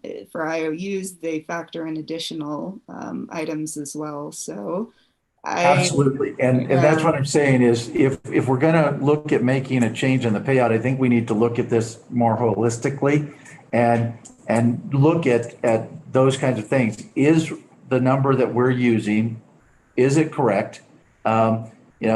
Should it be something else? I mean, maybe the number is more, maybe the number is less. We don't know. And I've had a lengthy discussion with Liz on this topic, and specifically about, when the production and whether or not, it happens at a time that we actually hit a peak. And then there's obviously a benefit to us as a utility and to the other members. And anecdotal, but at the 7.6, we believe that currently we're paying slightly higher than the benefit of the solar. But, in order to figure that out, you're going to have to go back and say, okay, take all of these other pieces into account and make a determination of what the real number is. The easy way to do avoided cost, you're right, Kristen, is everybody says, oh, well, it's the energy cost. Well, there are other considerations that need to go into that. And I think but that's why most of the co-ops are saying, well, my avoided cost is I don't have to buy a kilowatt hour from Tri-State. So it's 4.2 cents. I would just say if we really, this could get very complex, and I'll just throw something out as, if you're a solar net meter customer of Mountain Parks and you were to take your solar generation, put it in storage and then release it during our peaks, is Mountain Parks going to compensate you for that? Because eventually prices will come down on batteries that I imagine will make that within the realm of possibilities. But the other thing I would say is when I think about concern for community, I recognize that the solar that people have invested in our territory is getting, that the green power supported almost 800 kilowatts. So we're getting close to another year, maybe we'll be at a megawatt, year and a half of solar that people have put in mostly on their own nickel that's providing clean energy, zero carbon emissions.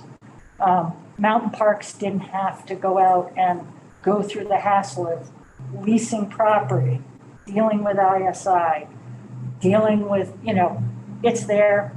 Yes, we're paying people back for it, but to me, given the situation of our atmosphere, I think it makes good sense.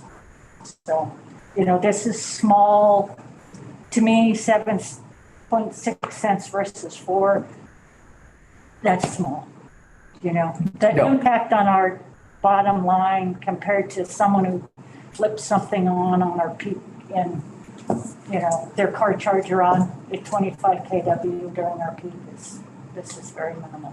Well, and what we do hear frequently from net meter customers is that And Kristen identified the situation when the individuals came in a couple of years ago and said, you know, I made my decision based on the way that it was structured. Now, you know, with any tariff, it's subject to change. But if you then want to make a change, then there is always going to be somebody that doesn't like that change. There may be some that this particular member or the one that contacted Liz that would like that change, but there may be other people that don't like the change. And so I think that one of the board members mentioned earlier that, you know, we have to make decisions that are in the best interest of all of the members that are on this program and not necessarily, you know, one. Now, one may bring up something that is in the best interest of all, but the rest of them didn't even think about it. But I think that that's something that we have to consider in before any changes are made to it is this in the best interest of everybody? And I think the answer is we don't necessarily know for certain, but in looking at this case, you know, it made a relatively small difference. And the members that we have heard from other than this member, they like it because they're able to offset that service availability charge that, you know, with the credit, whereas they're not able to do that with pure kilowatts banked. So I will shut up and see if there are any questions or anybody has any other comments. So your recommendation is no change at this point? I didn't hear you, Kristen, but. I was just confirming your recommendation is no change at this point. Is that correct? Yes. Justin? Was there a state discussion on master net metering? Did I hear that a few months ago? Like that they're looking at a master net metering policy to benefit. I mean, I think I saw it to benefit like somebody that has a condo and can't put solar on their house, so they buy a community solar that is net metered at their condo. Right. But I thought somebody had brought that up amongst them. I think that there was legislation that looked at that. I don't know that particular legislation passed in the last session, but that it will probably come up again in this session. So thanks for looking at this, members. Here's the question. So that theoretically, I mean, you could, to Justin's point, although it's not 10.9 cents, if you had a big enough array somewhere, we have behind, well, I guess it gets into the 120. Well, we have a board member, not mentioning who, that is one of our largest net metering customers. Right.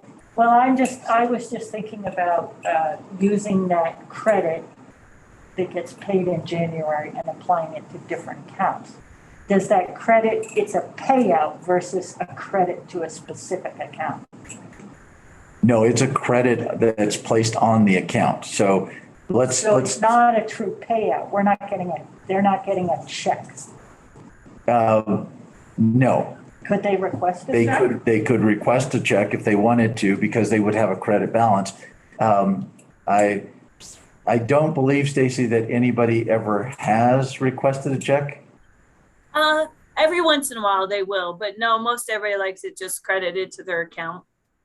Okay. And, but not to a different account. Could they request it? Nope. No, it has to be on that account. So let's say that account to pay for the other one. Ours is getting fairly large eventually here. Okay. Use much where it's at. All right, just curious. We need a motion on Well, we got a couple recommendations by staff here. Their last. Well, I don't know that you necessarily need a motion, but if the board would like to change the way it's done, or if you would like staff to do more research on this, in that instance, I think, yes, you need a motion. And ultimately, unless you know what the exact change is, you probably don't need a motion today. I mean, you probably send staff searching for a recommended change if you were going to do that. And they'd bring it back and then you'd approve it at that time. It would have to be a change to the tariff. Right. So Yeah. Right. So it'd be down the road. Yeah. if we're gonna make a change, I think when we do a rate study, that would be the appropriate time to change some of the different scenarios. I think right now, considering it's just one person that had a problem, you know, I feel leaving it the same would probably be the best right now. Thanks, Dick.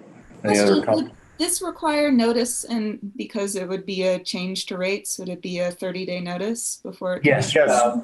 So if the board said, you know, a resolution that let's change the date to where we true up as of March 31st, then staff will go back and make that change to the tariff. We will present that tariff to the board.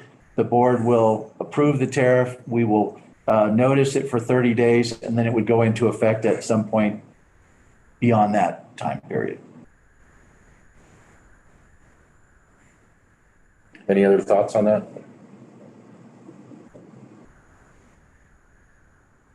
No, thanks for looking at a specific example. I mean, I didn't know theirs would work out specifically like this, but. Yeah, thank you. And if you would like, you know, you can have the members contact me, and I'd be happy to walk them through this. Talk them through it. And we can provide the slides, although I don't know that they necessarily need to see the slides because they have their bills. And we have the bills of the member if the board would want to look at them. But that's part of what I was changing this morning, was taking any identifying information out of it so that we could talk about it here as opposed to adding another item to executive session. So we move forward at this time, just leaving the payout as is. Okay. We are going to skip over item 10 or J because the interns are scheduled to come in just before lunch because one of them doesn't arrive until about noon.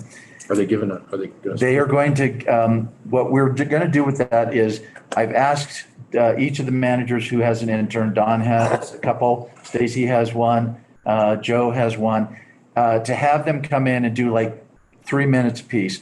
You know, what they did at 4 mountain parks, what they learned, and, you know, their experience basically with the internship. And I will tell you from talking with Stacy and Don and Joe, we at Mountain Parks got a lot of benefit out of having these interns here. They did a really great job.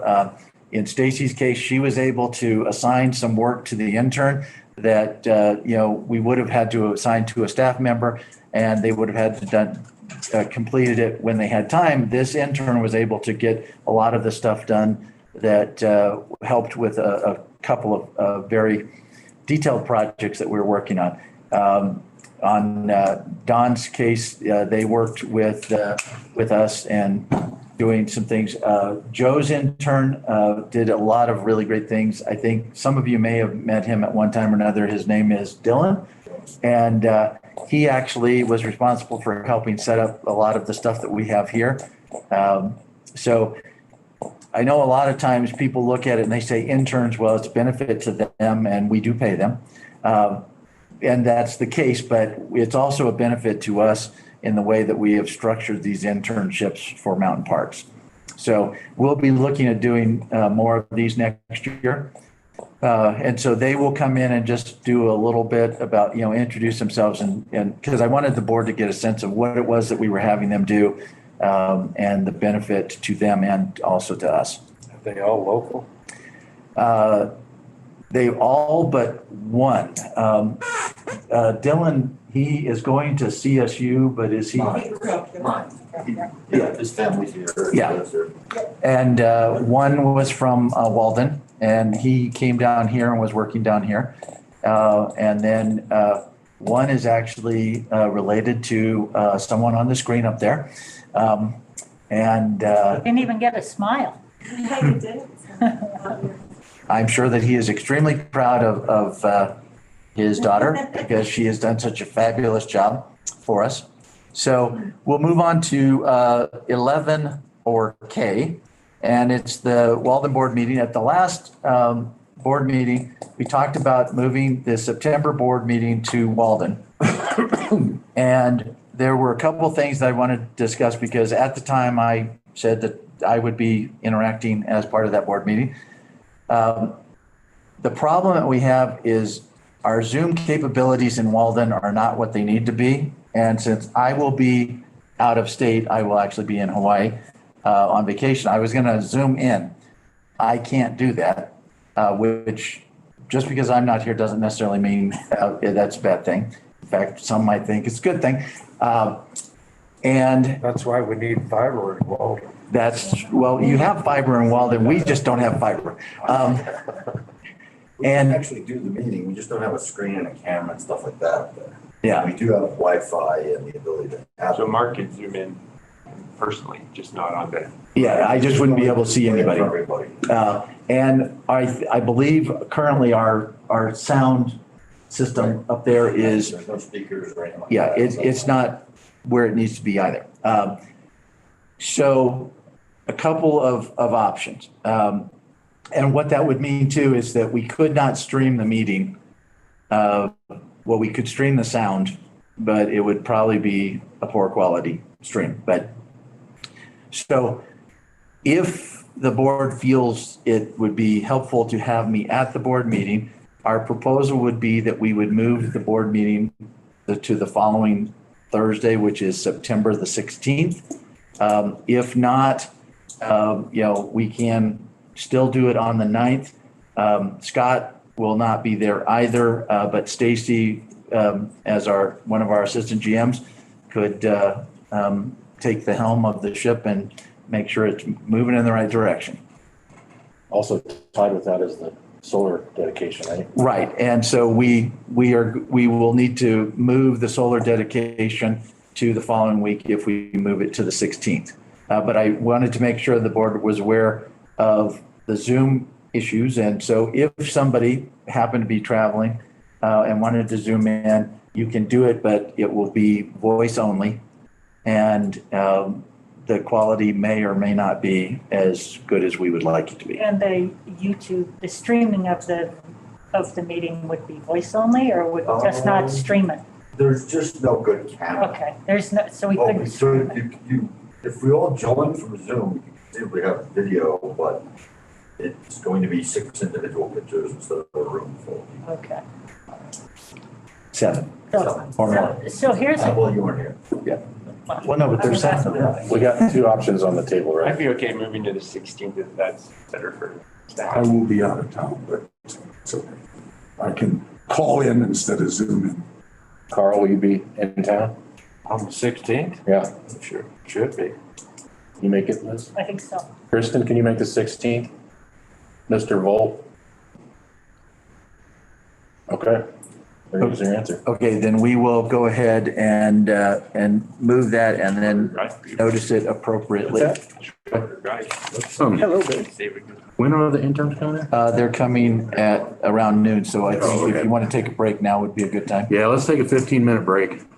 I was just gonna ask Carl and you guys, and Mark and Joe, when I hear that our room isn't set up for a Zoom meeting in Walden, I wonder if that's a need that the community has up there, is a meeting space that groups could schedule that they could come into and have meetings like that. I mean, is that something that we could help with for the community?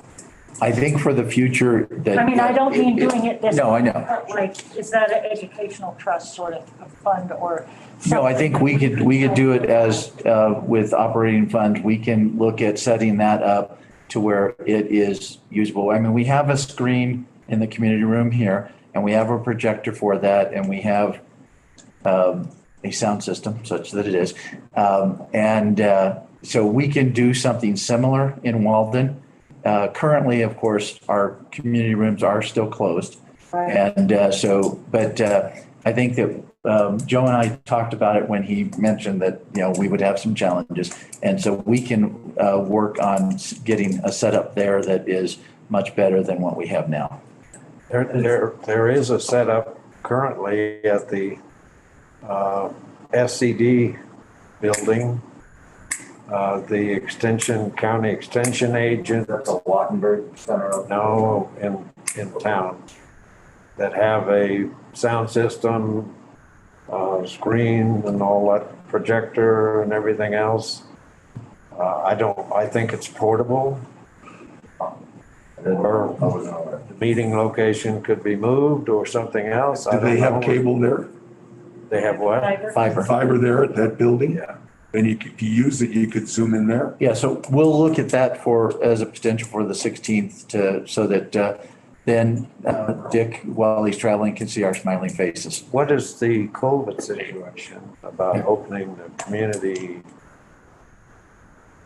room and all that kind of business? Is it projected to get worse, or is there a deadline for the CDC stuff we're doing now, or what?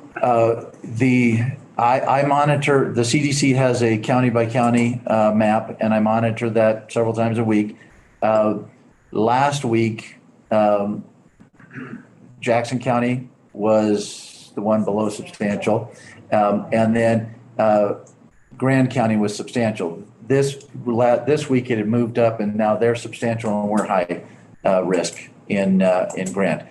That's just a day by day deal, or? It's a week by week because they update it every week. One person in Jackson County gets it, the 100,000 count goes up by. Oh, I understand all It's that. very similar here. You have. And so as to the CDC, we monitor it and we can adjust.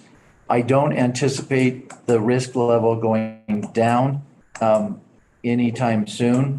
I think that there's a possibility, as Justin said, because of the few people in Jackson County, that it could go up to high risk, but I think it will at a minimum stay within the substantial risk area. The CDC guidance is that for indoor meetings in a county that is substantial or high risk, that they suggest you require masks. I know there are a number of other entities within Grand County and Jackson County that are not doing that. But what we have said to staff since the beginning of this is that we follow the CDC state and county guidelines. And so that's why I implemented the masks on Tuesday. I understand why you did it. I'm just curious as to if there's a projected date that this is going to be in effect, if it affects the meeting or the dedication or any of that kind of stuff. It won't affect the dedication because that is outside. With the meeting, I don't think that by September the 16th, we're going to see it drop far enough to where we wouldn't need to have masks, but I don't know. The number of the vaccine rate has started to rise. It had dropped off and kind of leveled off, but they've hit a couple of days where they're doing 3 million doses. And so that can help, but there are also not as many safety requirements by states or counties that would help to lower it as there were in the past. And so, and since this variant is so highly contagious, without doing some things, I think that we're in for a little bit of a wait before we get to a lower risk rate. All right, let's take 10, back at 10:20. Actually, you said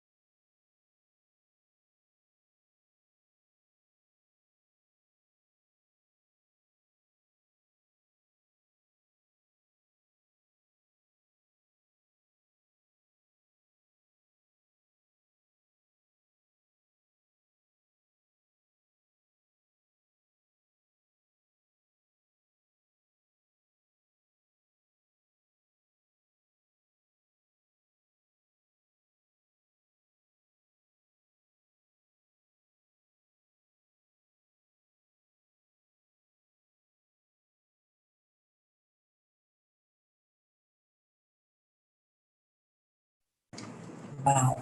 We got And I saw that also for had to close. September, I think, Mark is, watershed protection, FEMA and all that. I don't know if he's back or not. We're going to their. All right, well, let's get started. So I would suggest we move into the reports. Engineering, Scott. Okay, you all have my report. Does anyone have any questions? Yeah, but I have to find out what it was. In the meantime, Scott, I have a question. Coming down I-25 or I-125 this morning, I noticed that the underground cable has been daylighted because of the runoffs and whatever. I just was curious if we have any liability in that regard, or maybe it's a question for Dawn. I don't know which one is. Well, that cable was originally laid on top of the ground, and it's actually been buried in some places by the mudslide, which is better for us, I think, as long as it doesn't stretch or pull the cable out of where it's supposed to be. And we'll have to continue to monitor it. I've had Craig go up and look at it at least once to determine whether there's been a problem. We actually need to open some vaults and take a look and see if that cable's being pulled. But I think the more it gets buried, the better it is for us. Yeah, but I'm just curious, do we have liability with the cable just laying right next to the road? We have liability. I mean, was somebody messing with it, or? I don't really, probably not the right topic for open session, but I mean, we have liability for all of our facilities. Obviously, if it's laying on top of the ground, there's a higher risk. The electric code does allow us to do that in an emergency situation. My intention was to have that cable buried by this time. However, the process working with the Forest Service, the BLM, RUS, and FEMA has prevented that. I had a question about the trip savers. Is that going to be done? And what should we expect to see in terms of nuisance outages after that is? Well, the nuisance outages are probably going to be dictated more right now by the one shot. And so it probably will not have a large effect on the nuisance outages. We ordered 100 trip savers. They are due sometimes, I believe they have a 10-week lead time. And once we receive them, we will start installing them. The trip saver is going to reduce or mitigate the risk of us starting a fire with an expulsion fuse. Okay, thank you. I think, Kristen, the answer is as we put more trip savers out there, then we can segregate the system on what we have on one shot. We wouldn't necessarily need to do it in an area where we had trip savers. Thanks. Scott, you mentioned the critically overloaded transformers on our system, and it just made me think I have no idea. How many transformers do we have on our system about? Well, that's a good question. I will have to get back with you on that, but it's going to be thousands. That's what I was like, is this like 10,000 transformers or 2,000?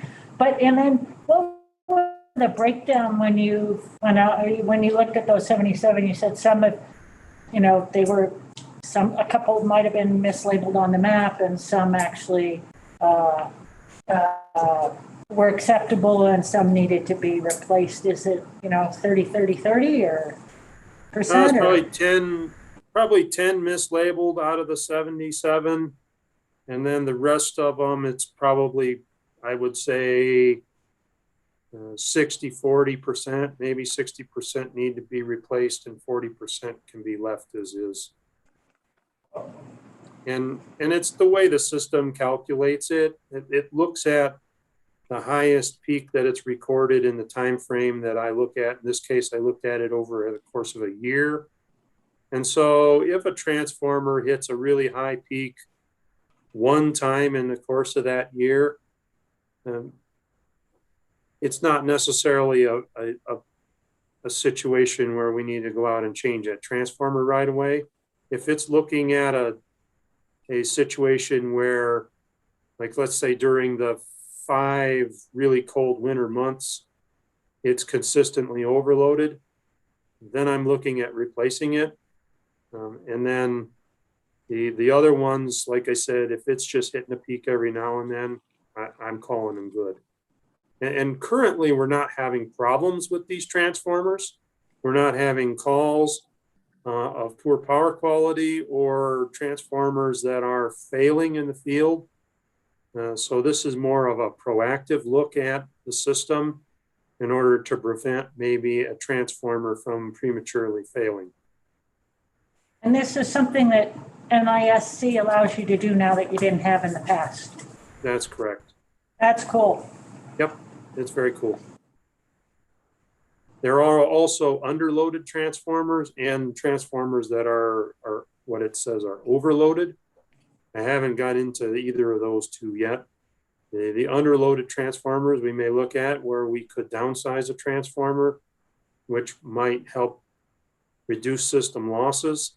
And then overloaded transformers are probably ones that we need to give a good look over just to make sure that, again, we're not having something that we might have a premature failure. But I wanted to focus on the critical ones first. Yeah, thanks very much. Very cool.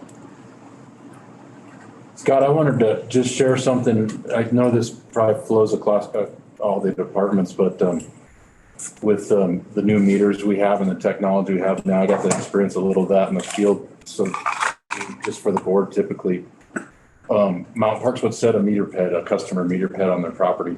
And then I would come out and install equipment to that and ask the state to release the meter.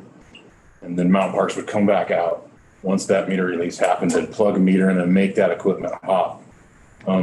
So the last job I was on, I showed up to do my portion of the work and the meter was already installed. But the meter was not on. So yeah, it was disconnected remotely, which was cool. So it's saving Mountain Parks a trip into the field again. And so it was pretty neat. I'd called operations and asked, about the meter release and that. And then Leah said, well, I'm going to turn it on for you right now. Do you want to go out there and check it? And so sure enough, go out there and it was in Combine Lake. She's like, all right, I'm going to turn your equipment on now. And then just like that, it was live through the meter. So I have to say pretty cool and cost savings and some benefits there for everybody. And Scott and Don have been working on a number of things like that to reduce the number of truck rolls, which reduces our cost. And frankly, it makes it easier for the homeowner or whoever is working on it. Yep. And so I think you're going to see in the next months or 6 months or so some additional things that we're doing to try and be more efficient and reduce costs. I mean, because having to go out there 2 or 3 times really didn't make a whole lot of sense. And it was a really easy fix for it. So we showed up with all the equipment. It was all installed, in one trip and done. And yeah, so that's great to see. Will that thank you. relate to changing what we charge for someone to get service? Because we're spending less. I'm not saying right now, but when we look at that in the future, that could be a cost savings for people when they want to get hooked up. And as you mentioned earlier with doing the rate study, we'll look at that. But most likely what the changes that we make do is it moves out the need to do a rate increase, another year or 2 years. And because we will still have costs, those people that go out to do that will cost us more and the benefits will cost us more. But the more that we can save doing stuff like this, then the longer we can go without having to increase rates. It's really cool to see you guys figuring out how to use NISC to make things streamlined and better experiences for everybody.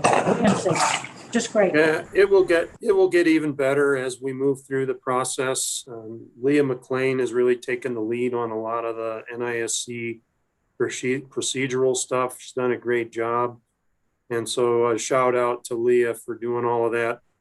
And then Don spearheading the scheduling meetings, a lot of this stuff that we talk about that results in these efficiencies are coming from those meetings, and the opportunity that we can all work together, especially engineering and operations, to come up with these better processes it's something that's really a good thing.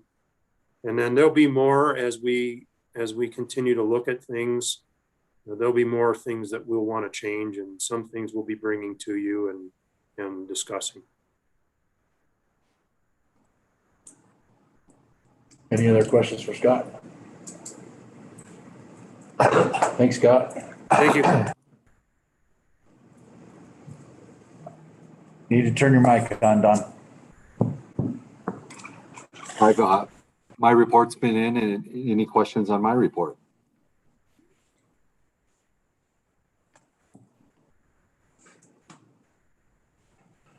No questions for Don?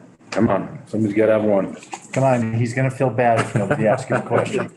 I wanted to address, Kristen, you asked a little bit about the nuisance outages, and I know Scott and I talk about this quite often because obviously the employees would love to get things off of one shot, but we're following a lot of the county guidance too, when it comes to the fire bans.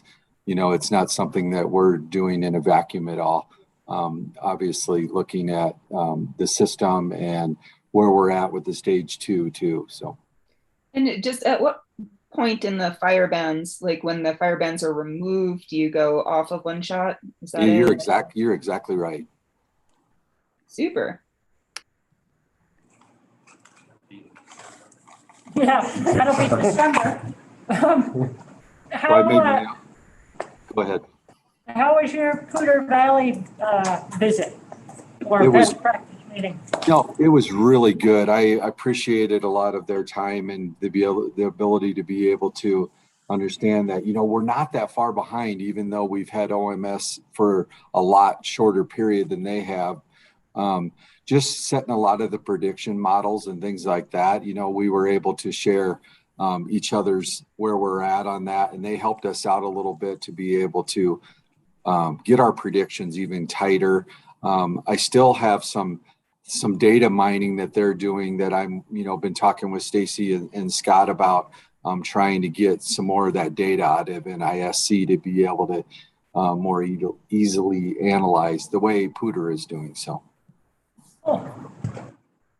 it all comes with a cost though, obviously. Yeah. So it's something we continue to look at. So. Anybody else for Don? Okay, thanks, Don. Stacy.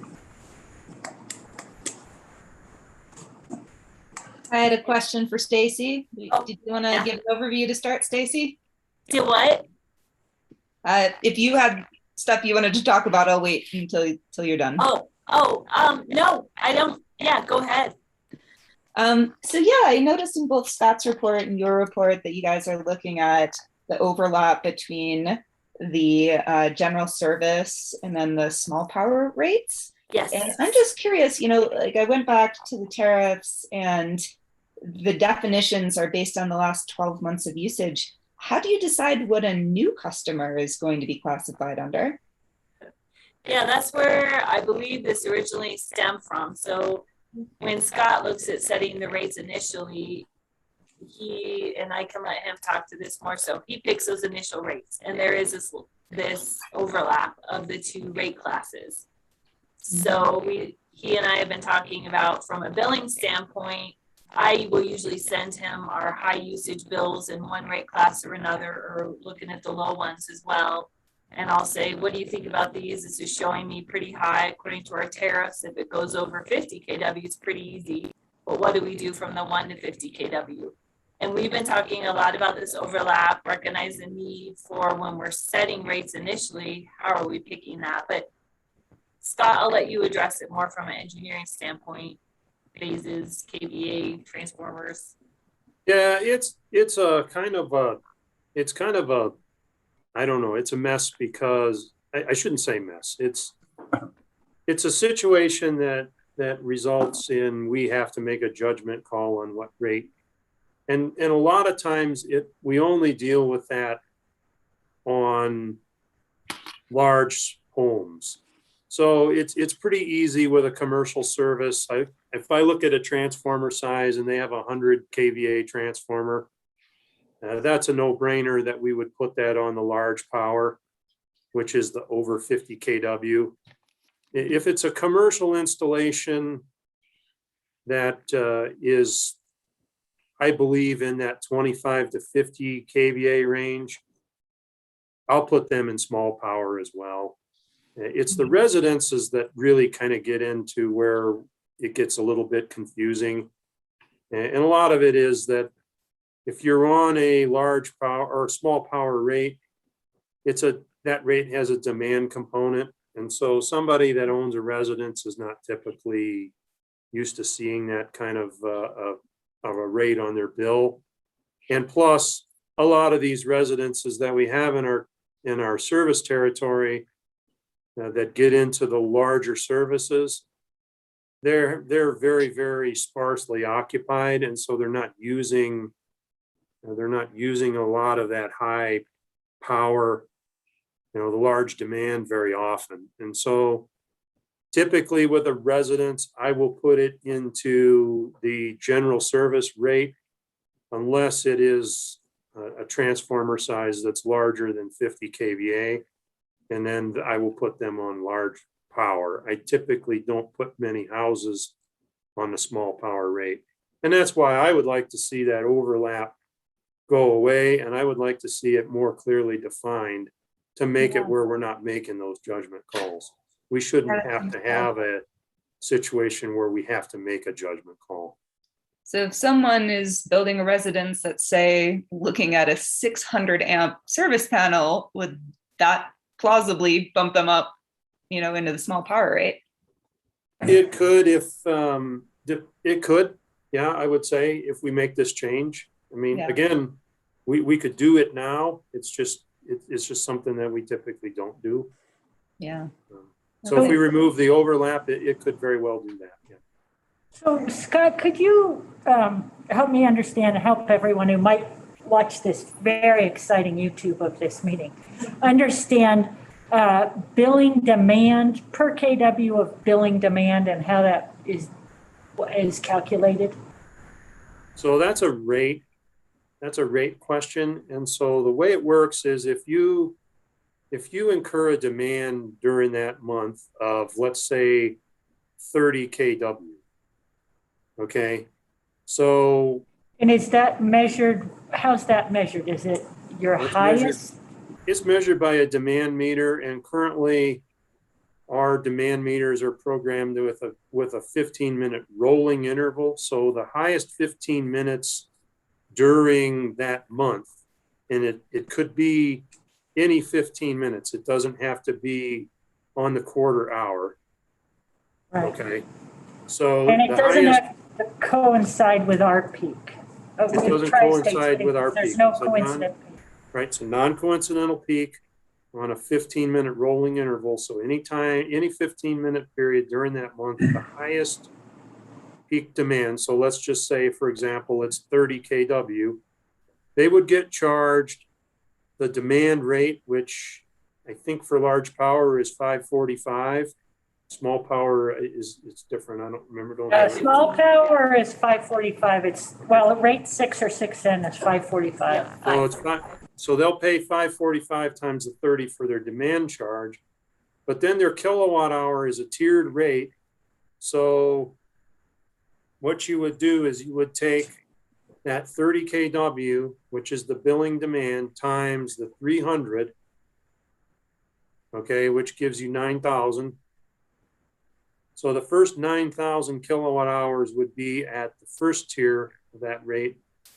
And then anything over that 9,000 would be at the other rate. Okay. I didn't understand when it says first 300 kilowatt hours per billing kW. I was like, what does this, what does this mean? How do you measure this? Now I get it. Okay. Well, that's another opportunity to simplify rates. Yeah, I mean, I'm just like, explaining this to someone would be, in some ways would be different. Well, Programming it in NISC was a challenge. Yeah. And now it's a program. I think that's another opportunity that we have in our strategic planning, in our strategic plan to simplify rates, is maybe to look at getting rid of that and just go on a true tiered rate structure where the first, let's say 5,000 kilowatt hours are at one rate and then everything else is at a different rate, or whatever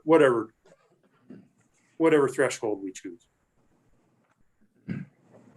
Well said, Scott. That was good. So Kristen, on my end, to answer the other part of your question, is we're reviewing the financial impact to our members. So if we have somebody that was originally considered, residential general class service, and now they might be reclassified as small power, what's that going to cost them? What's the difference? How many of our members would be affected by this change? Just so we have all the variables and analysis to make a good decision and recommendation to the board for a change. I'm glad we're considering it because it's always been a little unclear to me too, especially for the new connections. Yeah, I would agree. I mean, we're seeing, I'm seeing services that we're trying to decide, is it going to be a 400 or is it a 600 amp service on a residential, with the all electric load, on a house. So I think in the future, there's going to be a lot more of it. I recommend the smaller hot tub instead of the ultra large one. Yeah, I typically sell electricity. Go with the big one. Yeah, there you go. I typically look at the transformer size, and if we're right on like if it's a 50 kW where we might be on the margin, then I'll dig a little bit deeper into that. But if it's a 75 kW, it's a no-brainer. It's large power. If it's a 15 or a 25 kW, then it's going to be general service. And then it's that in-between stuff is where we're trying to remove that overlap. When you say dig deeper, Scott, you mean like you're looking to more of a load calculation on say a house?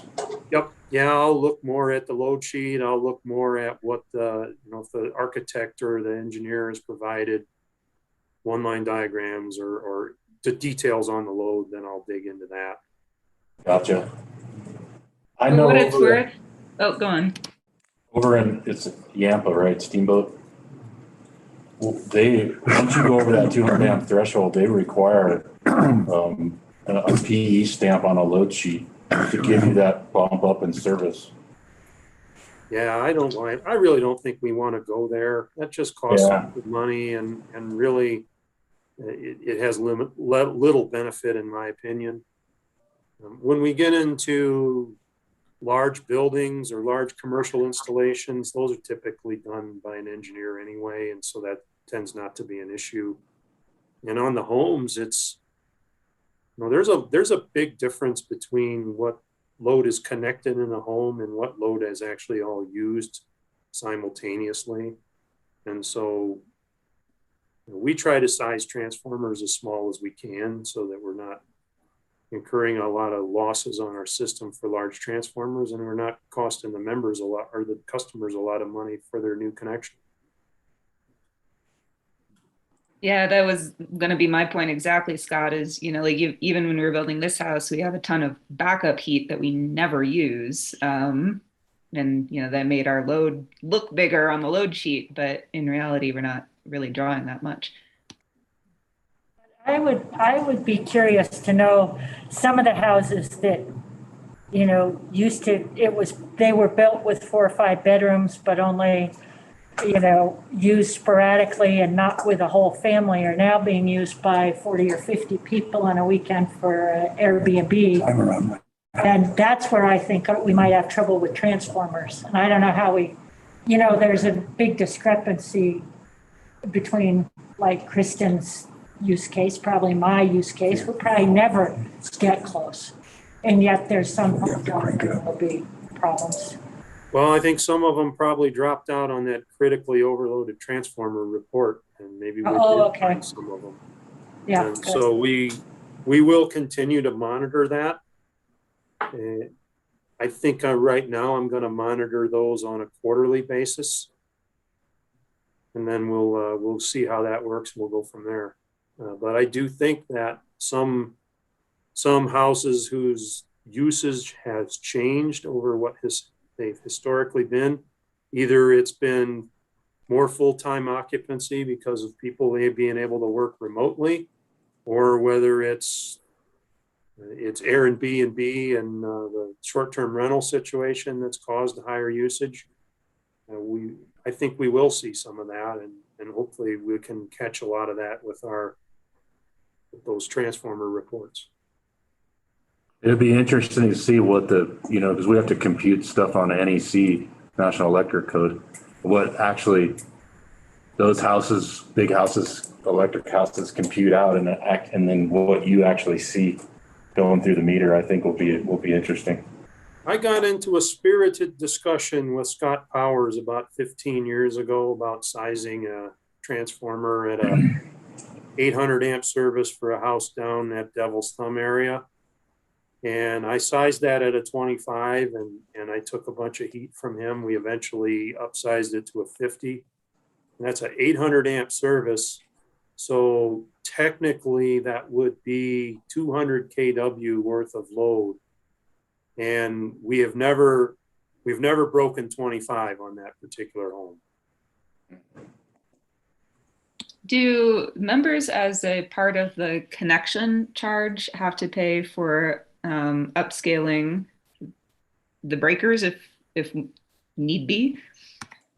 We don't get into breakers, but we do look at transformer sizes. Transformers, excuse me.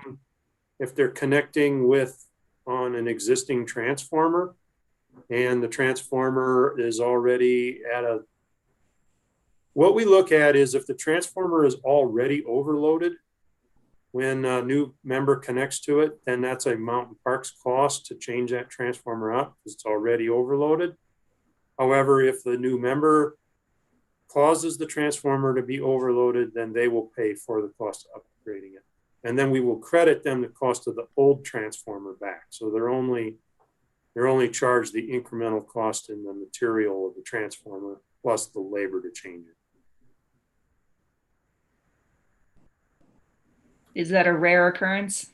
No. No, it's not. No, that's interesting. No, it's not very rare.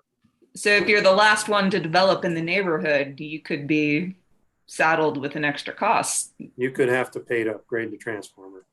Typically in a neighborhood, we'll size the transformers for what the ultimate load is. So if you're in a subdivision that's already built and developed, the Grand Parks and the Rendezvous of the world, that's typically not going to be an issue.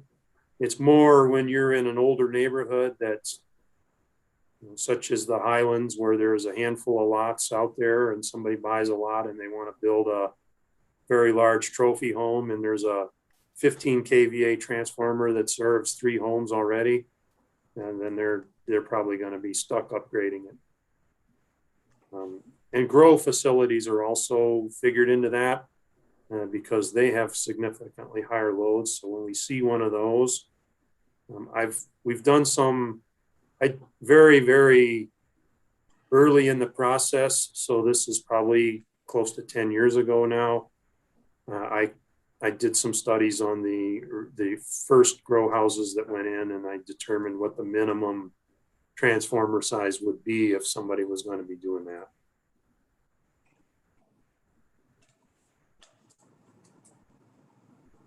Any other questions for Stacy? Yes.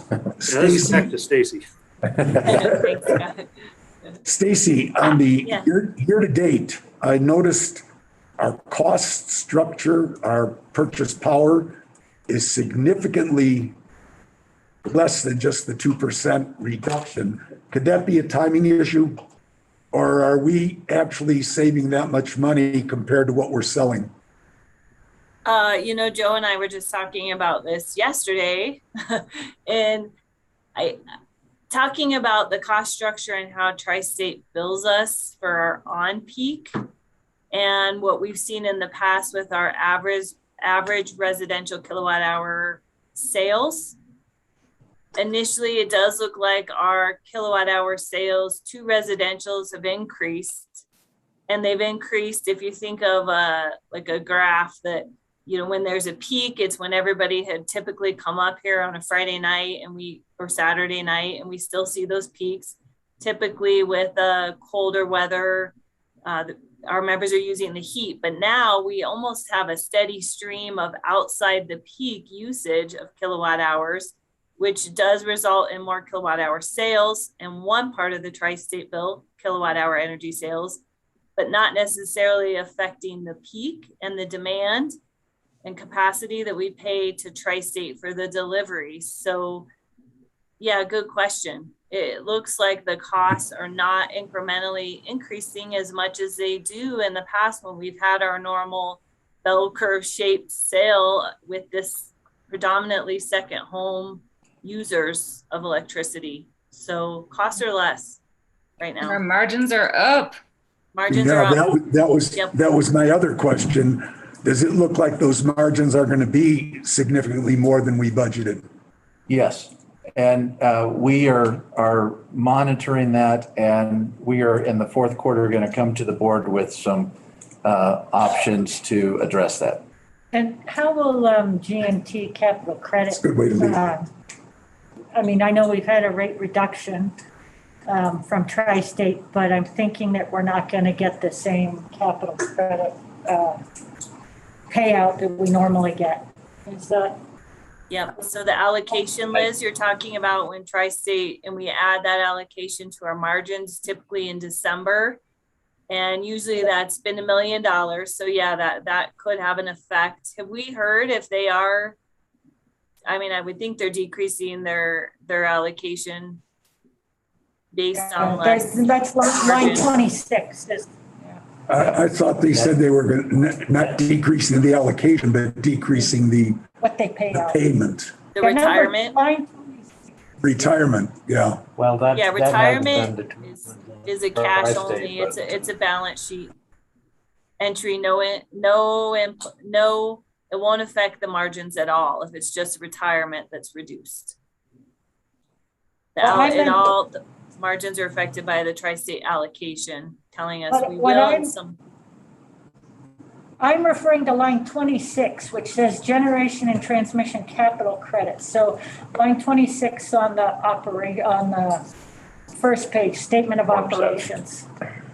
Yeah, that's it. That refers to the allocation versus the actual cash received or retirement from Tri-State. So, you know, my guess is from what we've heard with what Mark and I have talked about is margins will be down for Tri-State.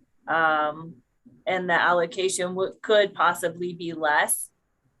Typically what I do with that allocation, it's an increase in margin and a direct transfer as an allocation to our membership.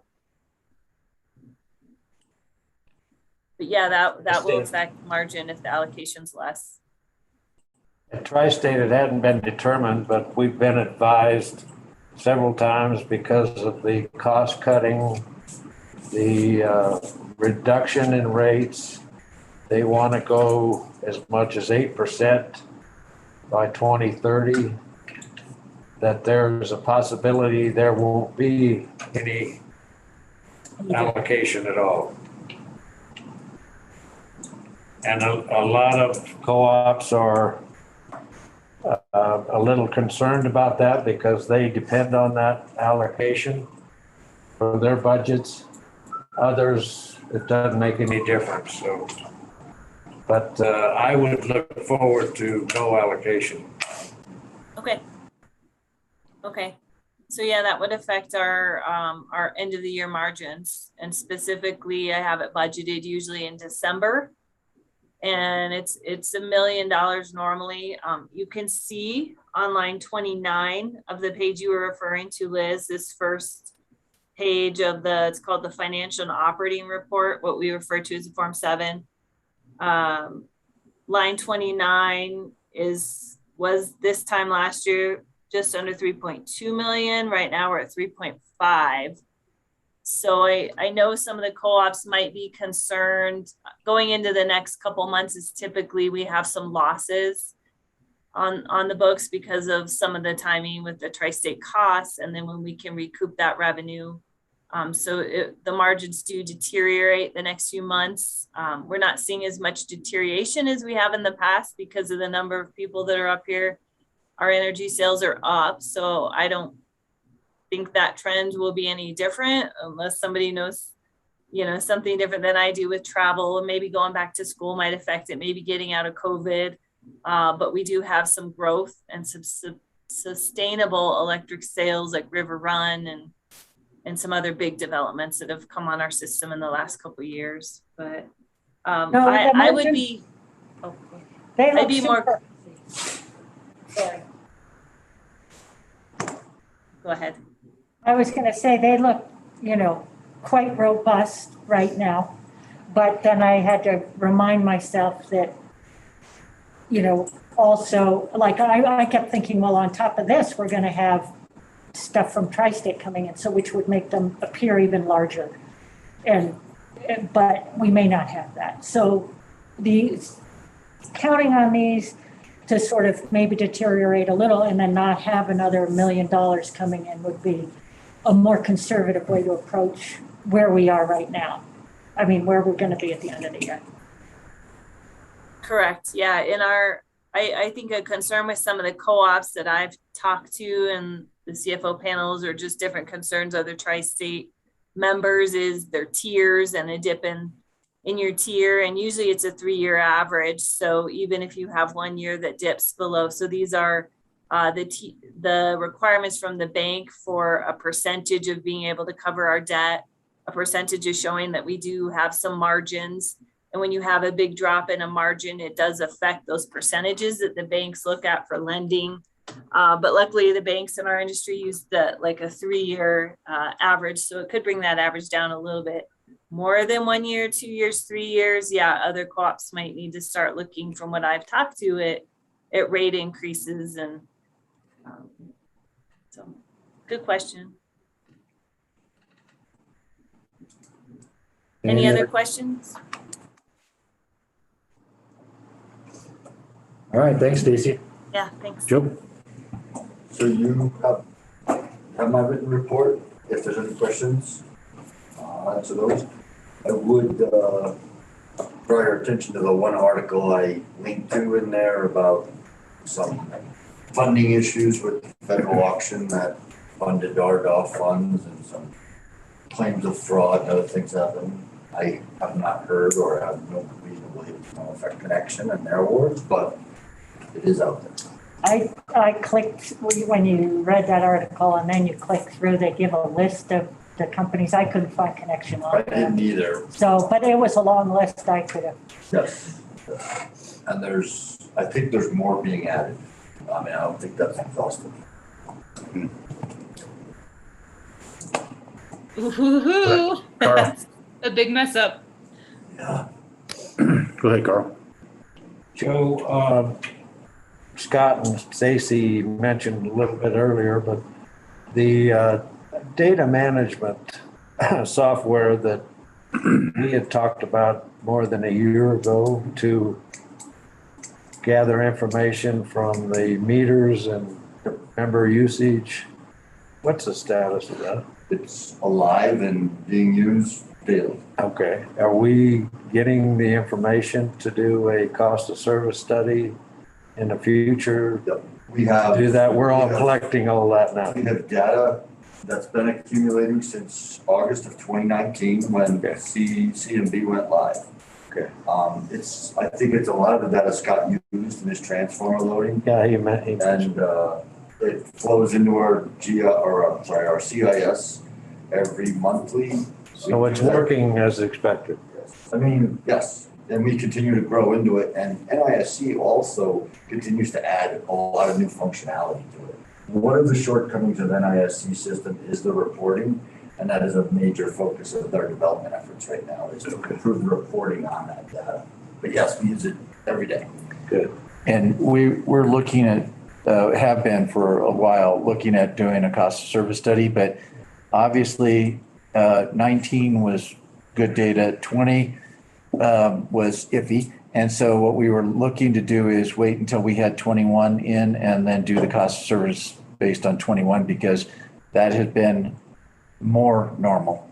I mean, and actually, as we've seen increased sales, if we use 19, it's going to, underreport, I think, a lot of the sales because we're seeing growth in sales. So We'd end up with a rate that's too high. yeah. Do we need a cost of service study to do the rate simplification that they talked about, Stacy and Scott? I think as we start to look at doing some of those things, a cost of service study is going to be necessary to get it right. Okay. Because part of what we are looking at doing with the rate simplification is taking some things that are really complicated, making them really simple. Taking the judgment out. Yeah, and in order to do that and do it right, you need to have the best data you can, because you can hire the best expert you want, and if you give them lousy data, they're going to give you a really lousy product. So a cost of service study would be looking at 2024? Would that, well, Tri-State said they were looking at a different rate formula as well, so would that play a factor in? Well, they're going to go to a formula rate, yeah. But So 23. Yeah, and I think that what it allows us to do is perhaps, look at it and do in, say, 22, the analysis to where we could have something that started in 23, doesn't necessarily move the revenue that we expect, but reallocates it amongst the different rate classes to make sure that it's equitable. And also, I mean, because if you take something away here, if you don't have growth in revenue to replace it, then it's got to go somewhere else. And so I think that we could do a rate study, simplify the rates, and not necessarily have a rate increase. As a result of that, we may be able to even look at a rate decrease. I guess what I sort of hearing Carl say, I mean, or maybe I don't want to put words in his mouth, but we can look at cost of service, but part of it's power, how we allocate those power costs to people. And if Tri-State redesigns their rate structure and they're filing it with FERC in 2020, at the end of 2022, I'm thinking? 2023. 2023. So it's probably, Then we'll have to. that's probably 12 to 18 months before it gets put in place. And what they file may not be what it ends up being. So I think that we would look at doing what we would do now. And then, maybe in a couple of years, when that goes into effect and we know what it's going to be, then look at doing another rate study to determine, how that affects us. I'm just like, oh, What do you know about members. formula rates? Are you familiar with them, or? I'm not an expert in it, but I'm familiar with the rate. And basically what it does is it comes up with this formula, and then as things change, they just keep feeding into it, and it comes up with the rate on a formula basis, as opposed to having a set energy and demand and transmission rate. And then you have to go in and change that every couple of years. This is more of, it's kind of like a fuel adjustment clause, which you have in your base rate, a fuel rate. Now that rate could be zero. And then you pass along the cost of the fuel as it changes. So if it goes up, you pay more on the fuel adjustment clause. If it goes down, you pay less. Is formula rate usually beneficial to co-ops like us, or can you comment on that one? I mean, is it going to change things big time here or not? The answer is it may. A formula rate, what it does is it allows changes within your cost structure to be implemented much quicker. And so if there are changes that reduce your cost structure, it's beneficial because your cost goes down. If there are changes that increase your cost structure, then it will have the cost go up. And that's the thing, is that hopefully, if it works the way it's supposed to, then there are a couple things. Your rate is more based on current cost, and the cost to actually get that rate put in place is a lot less. I mean, every time you go to the PUC or FERC it costs millions of dollars, and that gets added into the cost that you pay. And so if you don't have to pay those millions of dollars because you have a formula rate, that helps out too. Is that something that we should look at as a co-op? That was my question. Yeah, if they're going to be, they can conceivably change the rates monthly, daily, however the formula is designed. How would we respond to that with how we bill our customers? And typically, you're not going to see a change every month. It's usually within a year type time frame. You could look at a formula rate for us. I think that what it would do is it would potentially send the wrong price signal to the member because your cost can go up and down, and so it ends up being more like a yo-yo. And it's like your fuel surcharge. Yes, and the fuel surcharge. I'll use the example of the gas company in Anchorage. Instar is the name of the company. The owner has been several different things over time, but they had fuel charges that it would be 10 cents, and then it was 50 cents, and then it was down to 4 cents, and then it was up to 60 cents, and they would change it every quarter. And obviously, the customers didn't really like that because it's really hard for you to budget when you have no clue what it's going to be. And part of that was they did a poor job, in my opinion, of getting long-term contracts in place. And so when you're buying a lot of gas on the spot market, you pay whatever the price is on the spot market, and that's not a good place to be buying either gas or electricity necessarily. So I would say that a formula rate for a distribution co-op that has no generation is probably not a good idea.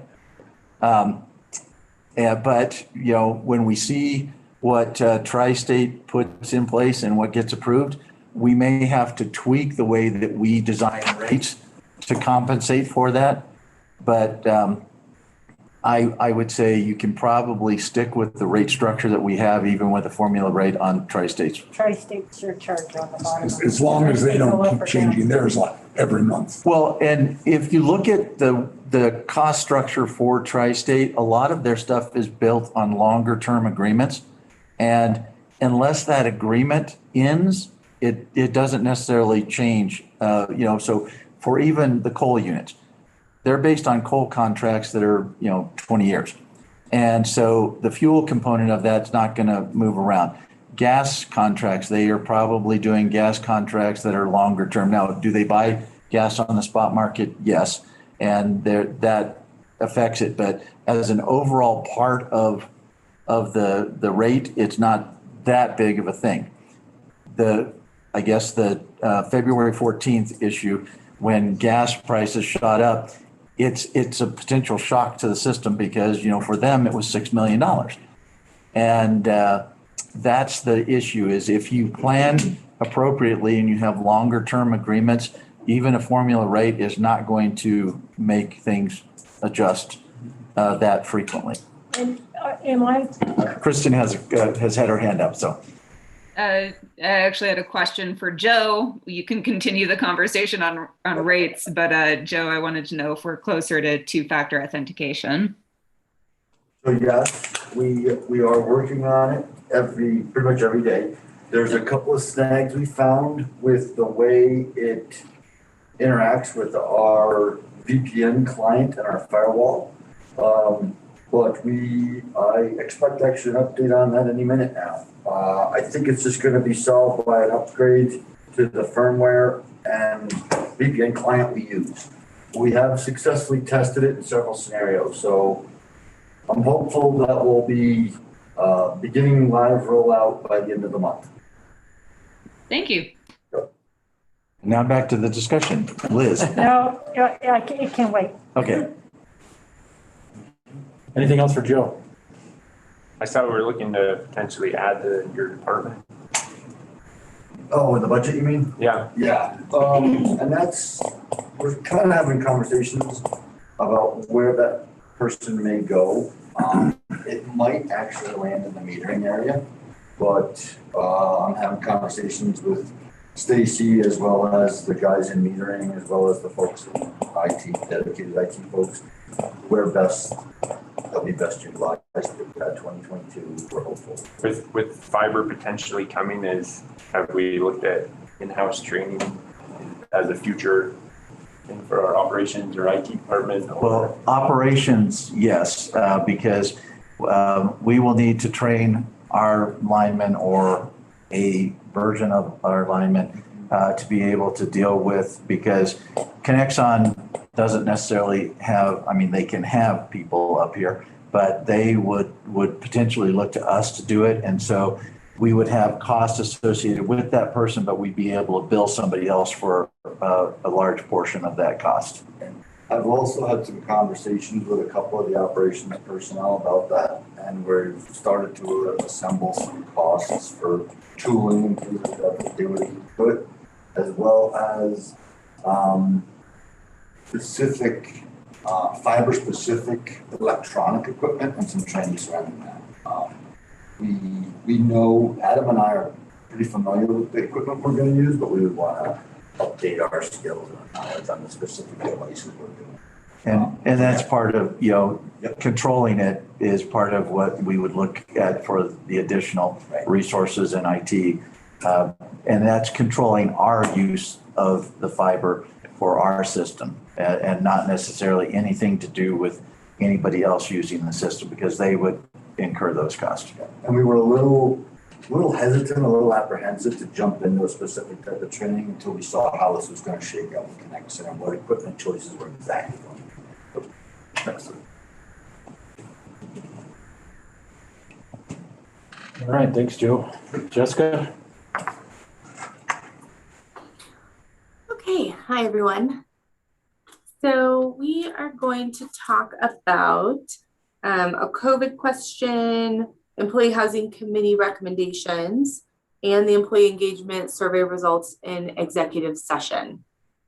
So the only other things I had to mention were, I wanted to thank Scott. He's going to help me with the potential for the community partnerships with some housing solutions for the community instead of Chris. So Scott's going to be another point person on that.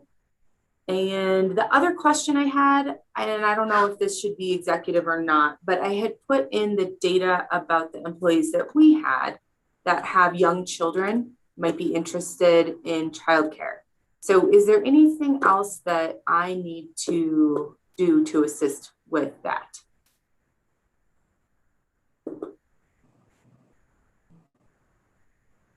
Now we have the numbers. Yeah, I think it was just a general question after Liz and I met with that Graham Bean. Okay, so does anyone have any questions for me?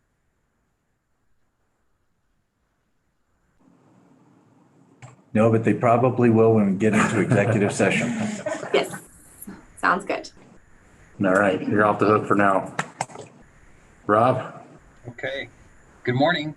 So just a couple updates to my report. The National Night Out last week, it was rainy the whole time, and but we went through 300 hot dogs. Everybody was surprised at the turnout for that event. So the police department was very appreciative that Mountain Park supported their event there. The Middle Park Fair and Rodeo, we did give test drives at the fair. We gave, so for the year, we're up to 38 test drives of our Tesla with a few more events planned. So hopefully we'll be able to have those events and get that out to our members. But we've had not only 38 test drives, but some people, for different reasons couldn't take a test drive. They may have had their small children there or been taking care of animals, but they did come up and talk to us and express interest. And one thing I'd like to just let the board know that you may intuitively know already is I think at least in the Kremling area, there's going to be a big interest in this electric F-150 pickup when it comes out. So as we plan for our future fleet, if we get one of those at some point and take it out to that area of our membership and probably Walden as well, and actually probably everywhere, there's a lot of interest in that F-150. So one thing I need to alert you of in my report, I mentioned what's upcoming in the September Colorado Country Life. We have a feature article on the Dean Public House in Hot Sulphur Springs. This September issue is going to print in the next few days, and we don't have time to make a change. But just a couple of days ago, the owner informed me that they're having a problem with employees and have to temporarily close. So the article will have a disclaimer in it about how they're needing to temporarily close to resolve their employee issue there. So I just wanted to give you a heads up on that, because that'll seem a little awkward where we talk about the history of the house and the restaurant and then have to have the message in there that they're temporarily closed. So that is all I wanted to add to my report, but I'm happy to take any questions you might have.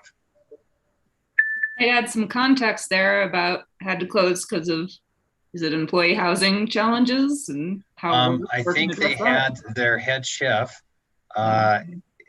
decided to move back to another state where family is, and they're having a difficulty finding someone else to do that. And that person is integral to the function of the restaurant.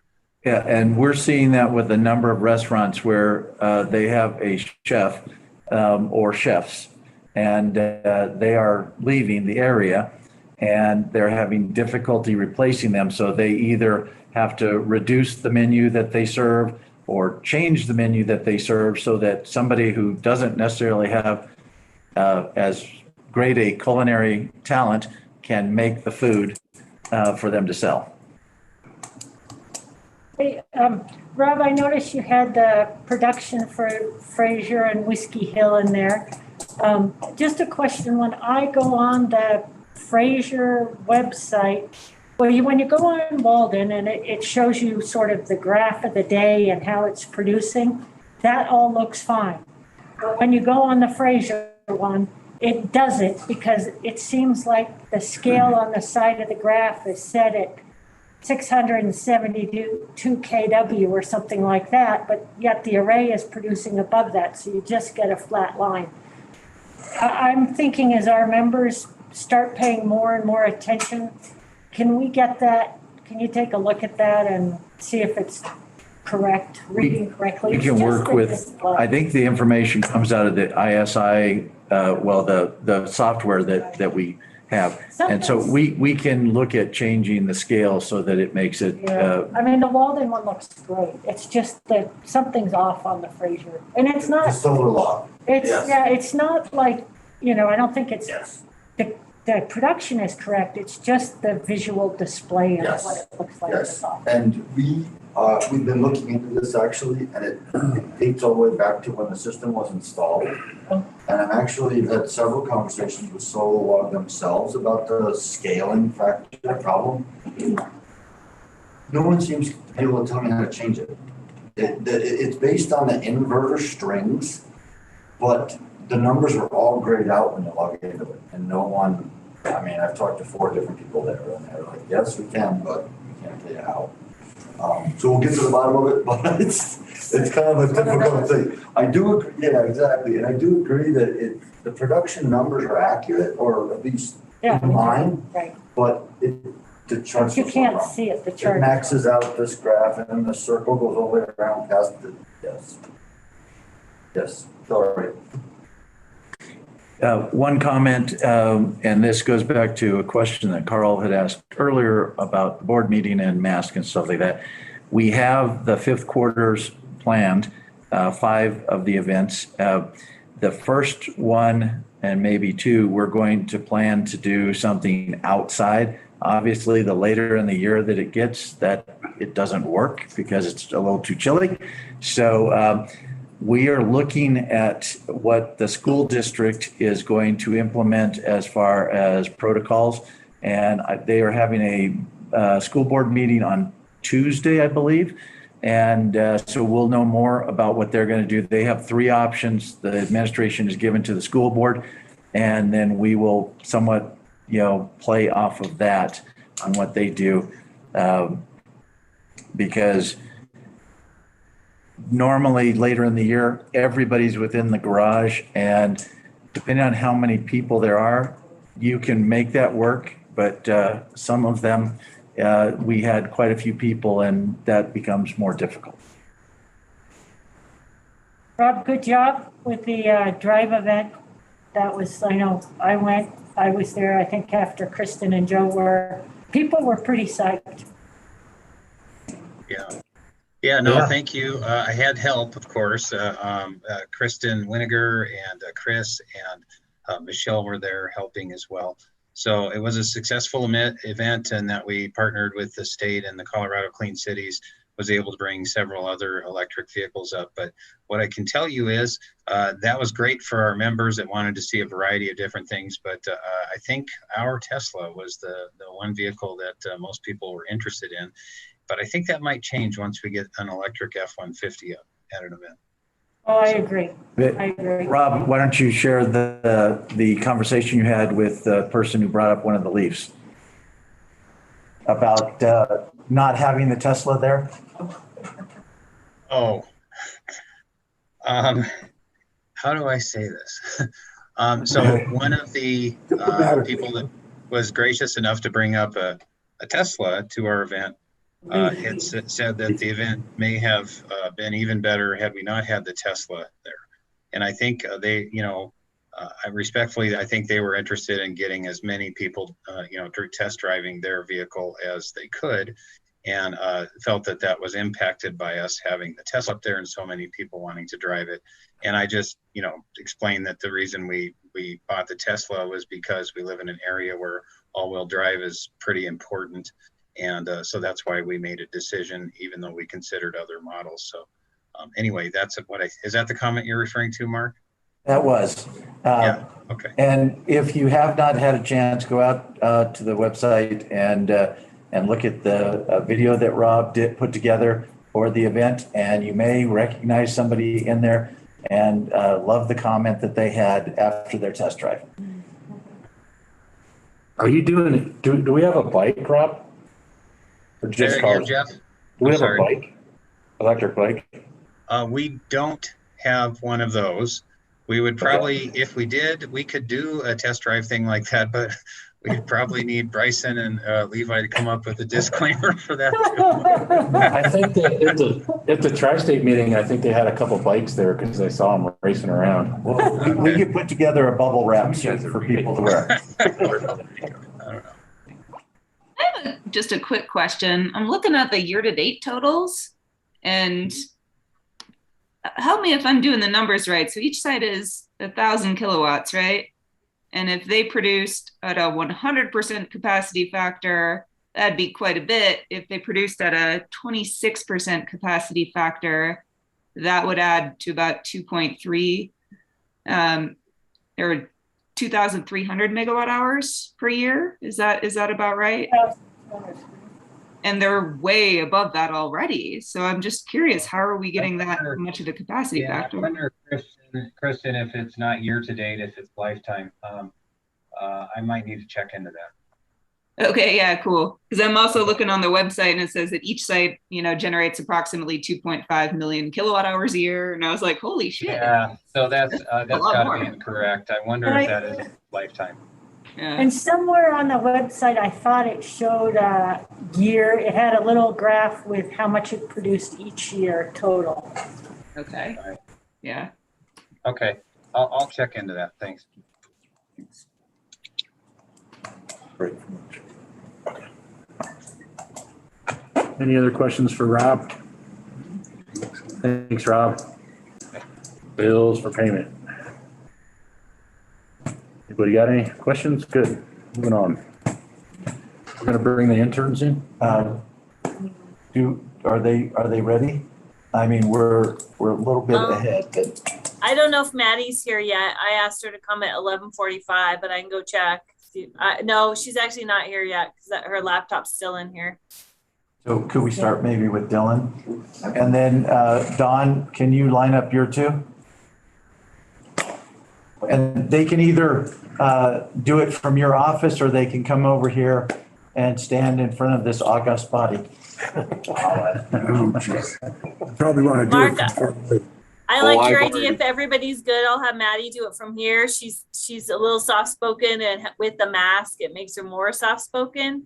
If she could just do it from my office, I'll step out and she can give her presentation. Dylan here, otherwise I got to get another Zoom. Yeah, it's part of the deal. I need to get these two in front of the group. Okay.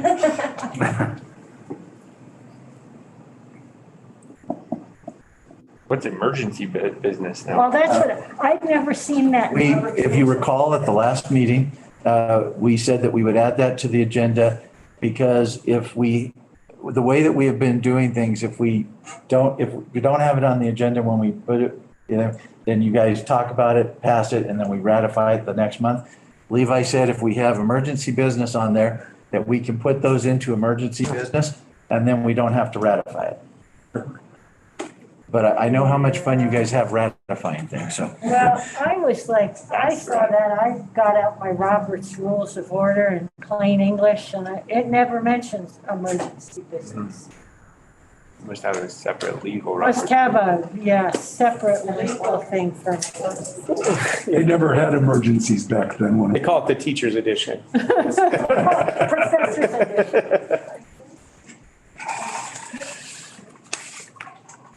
Right, so for the minutes, for the interns, I don't have to put in correct. That they present, just say that they present. Yeah, put who they are, that they entered the meeting, and then they just presented on. Right here. All right, excellent. Okay. Because I have to. Come on in, guys.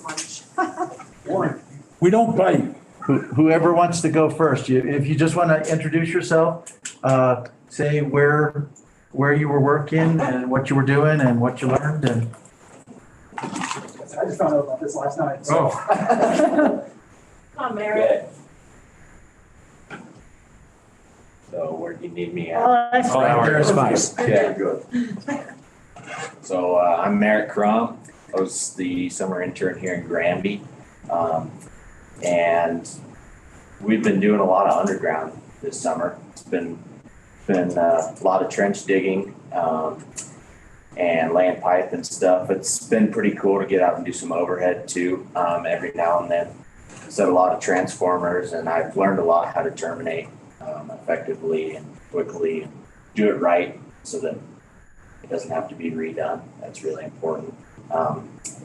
And I've also learned a lot how to work with multiple different teams on different crews. That's something that I haven't been exposed to before this opportunity. As some of you might know, I'm straight out of high school, so this has been really, really cool for me to be able to expand my knowledge on certain subjects, as well as be able to build my confidence with different team members. And it's made me much more versatile as an individual, and I'm super grateful to have been a part of this process. So, Want to be a lineman? I'm considering it, yeah. So. Sold yet. And you had to, did you drive down or did you move? I mean, you're from Walden, right? Or I stay here throughout the week. Wow. And drive back on the weekends. So it's not too bad, but it's a little bit of a jaunt. So. Yeah. Well, thanks. Thank you. Just know that if you decide that you want to be a lineman, we have scholarships for that, so. Yeah, we're grateful that you applied. Yeah, I'm grateful for the opportunity. So thank you guys.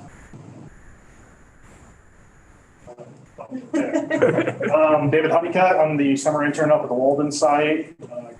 I actually came from Northwest Iowa Power Line Program out there in Iowa. So we've done a little bit of everything so far this year. Did a underground service last week actually, so we ran some conduit, did some terminating there. We also have been doing a bunch of overhead, doing pole replacements. That's really the big thing. We had a couple of outages that I was able to tag along on and learned a few things there, seen quite a few different things up there in the Walden area. We have climbing poles, digging trenches. We had some interesting times yesterday setting a pole in a soupy area, so that was a little fun, a little messy. Other than that, it's kind of it for us out there. So I got blessed to work with a bunch of great journeymen up there that trying to soak up as much as I can with. So. Are you living up there? Yes, I'm actually renting an apartment up there in Walden at the moment. Okay. How do you like it up there? I love it. I really do. It's a beautiful area, and like I said, the guys I work with are great. And has Carl had you over for dinner? No. Well, when you barbecue one of those cows, you know. How did you learn about the intern program? I actually came across it. I believe it was on the NRECA website.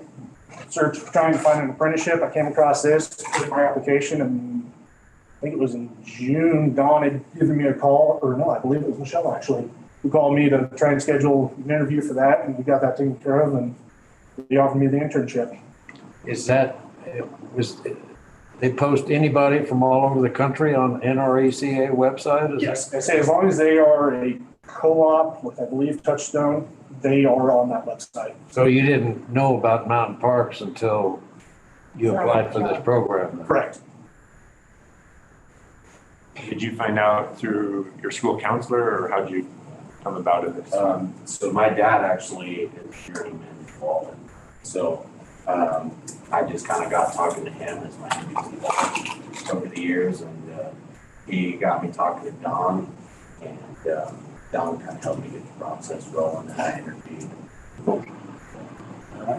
Okay, how come we don't advertise this thing more locally in Kremling, Walden, Granby? Well, we have it on our website, and so we have, I think, or well, maybe not on our website because Rob is giving me a quizzical look. Wherever we're posting our openings, and I think that this year we kind of put this together faster than we will, but we've learned a lot from it, and so we'll do a much better job as we move forward. Although a couple of the like a personal visit to each school. Well, and Don participated in the career fair with East and West Grand, correct, Don? Because they had reached out to me. Exactly. Yeah. Just chatted with them about the internship program, you know, looking for that. And I know, like, even up in Walden, I had Joe Lance, you know, doing a lot of different reaching out, and a couple of the people that he had already found their apprenticeships in different areas. So they went on, you know, but grateful to get Merritt, David. They've been two great assets to our company, and I'm excited about their future.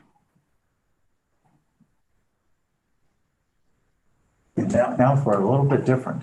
Yeah. So my name's Dylan Cormican. I was working this summer under Joe at the IT department. I grew up here, local kid, went to Middle Park High School, and now I'm actually going to Colorado School of Mines. I'm going into my sophomore year, but I reached out to Joe last summer and decided to try and get on the team over here. I have been doing a lot of work with like coding and stuff at school, so it was really nice to try and look into the IT field and look into help desk and troubleshooting and all stuff like that. I've been doing tons of projects for these guys. A few of my main ones, I set up this Zoom room here. I also was working on a lot of like onboard scripting, so whenever you get a new computer, start that one up. You can just click on a button and install the software you need. Makes their jobs a lot easier. It used to take a few hours. Now it might take 10, 20 minutes. I find that I've kind of tried to put my stamp on the team over here and try and help them out as much as possible. And I've learned a lot about servers, server management, and networking.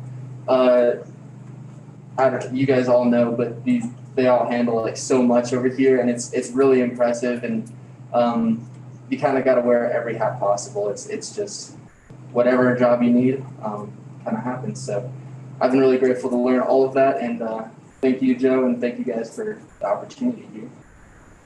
Thank you, Joe. Thank you, Dylan. Any questions, Dylan? Yeah, so are you going to be a lineman? No. No, but what do you think? Where do you see your career going? We asked these guys, so I'm like, how do you know yet? Yeah, so this internship has really shaped the way I was thinking. I was thinking maybe going into like Google or Apple and doing coding for them, but I've seen what softwares we have to work with here in the utility industry, and I've done a little tiny work with water treatment plant things. So just working with that, going into the utility field as far as softwares go, that's kind of what I've been looking towards after this summer. So do you think the utility field, like the software in the utility field, is maybe not as user-friendly as what's designed for the consumer? Do you see like that being a issue? I see it possibly being an issue. It feels like maybe it's the softwares of this field are a little bit behind. So I kind of want to look into that and try and bring some interconnectivity to all of this. Try and get data transfers and all that, other systems talking together, make it all a little bit easier. Dylan's specializing in intelligent systems, artificial intelligence, stuff like that in mines. And we've had lots of conversations about how we could improve upon the predictive analytics, line loss calculations, predictive intelligence management systems. None of it uses anything beyond just rules-based application. So hopefully pique this curiosity a little bit. And, cool. They'll do some of that too. Yeah. Excellent. Well, thanks, guys. And now we're going to go to the money side of things. Stacy's intern is on here, and she's going to introduce herself and then just tell us a little bit about what she did working with Mountain Parks. Yeah, I'm Maddie. I'm a junior in high school. And I've worked with accounting, and I learned like a lot of things. I learned how to look at capital credits with Amanda, and I also learned how to look at rate studies and how to find the mistakes in them, in the kilowatt hours and graphs and things like that. And I also looked at solar panel plans and the different profits and costs that go along with them. And I sat with the people up front, and I learned how the cashier system works, how the company website helps customers, how to scan, things like that. And I also helped Bethany with FEMA work orders. Yeah, that's pretty much what I did. And I like doing it. So I'm guessing she's not going to be a lineman, but are you going to be an accountant? Yeah, I'm considering having that as my career. Cool. Well, it sounds like you were pretty busy, and you know Yes. that this side of the operation pretty well. Where do you want to go to school at, Maddie? Are you good? I'm not sure where I want to go to school yet. Mountain Parks. We were She so has lucky to- to have her. With all this FEMA work, we begged her to work more than her normal work week, and she was a real asset. So she was a good add to the team, and just having another set of eyes too on billing and rate studies. She's a smart, savvy young professional, and whatever she does, she'll do well. And we were really excited to have her. Having an intern takes a lot of thought and preparation, and I was just so surprised at all the paybacks that it gave my team and us, and having this energy too, and just a great outlook on life and the world and the workforce was just energizing too for all of us. So we are grateful to have her, and thank you all for the opportunity of having an intern this summer. It was a two-way street here, so. Yeah, same Well, here. thanks, right? guys. And Maddie,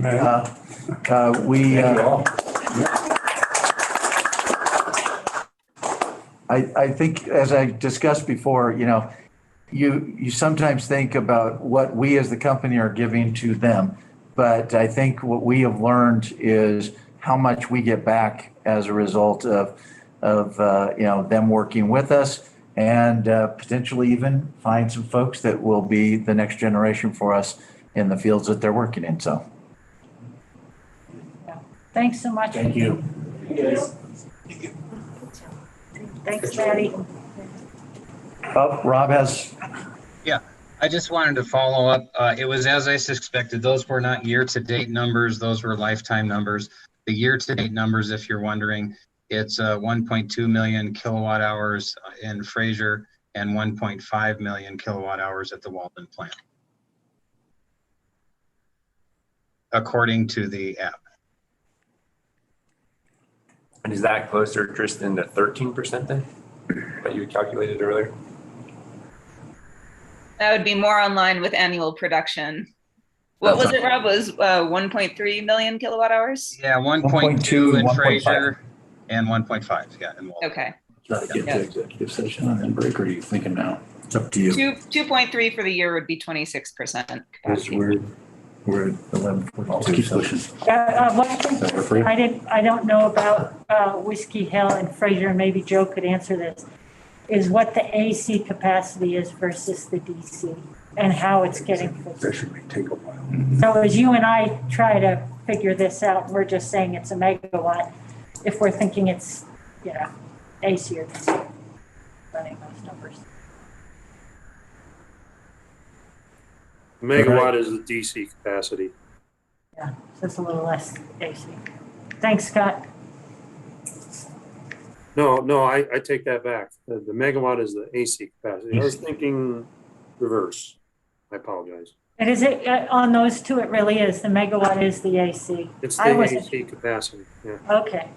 So I've been working with car chargers long enough that I had it backwards. Apologize for that. Okay, we'll keep pushing forward. We'll make it to executive session before lunch, just for the logistics of things.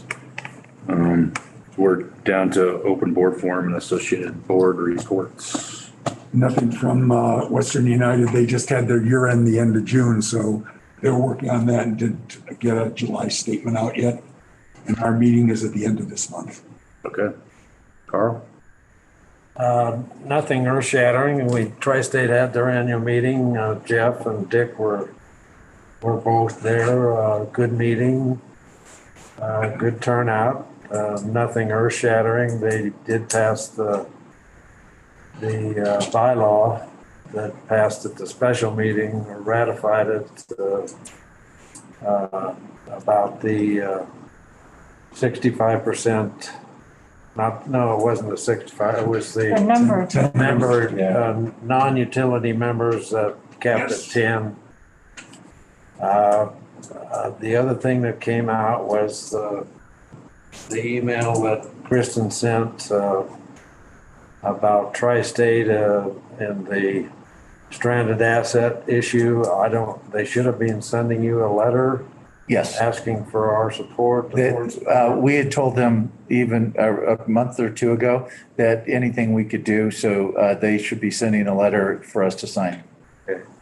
Well, they were pretty optimistic that would pass, and I'm not really sure if it's in the infrastructure bill that just passed here yesterday, or if it's in the reconciliation bill that's coming whenever. I don't know when that segment was in, but they've had conversations with Biden staff, and they were very optimistic to give $10 billion to, they didn't like the name of stranded assets, so they changed it to Community Relief Assistance. Is that right or not? I believe that's, yeah. 64 million or 64 billion, right? Is what the 10 billion.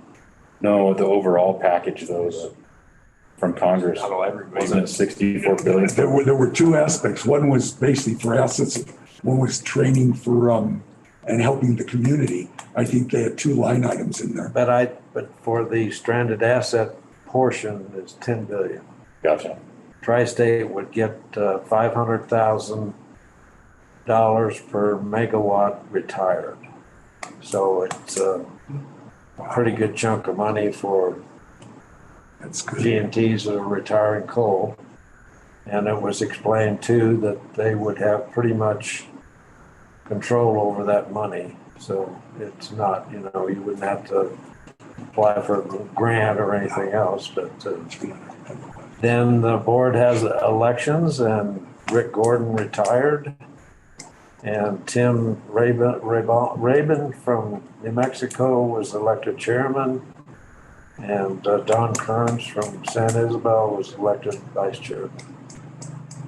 And that's really about the size of it, unless you guys want to contribute. You were both there, so. That was a good meeting. That was a good meeting. Have any other issues that I didn't bring up that were brought up by? Dwayne and staff, they did a nice job. Dwayne's a good speaker.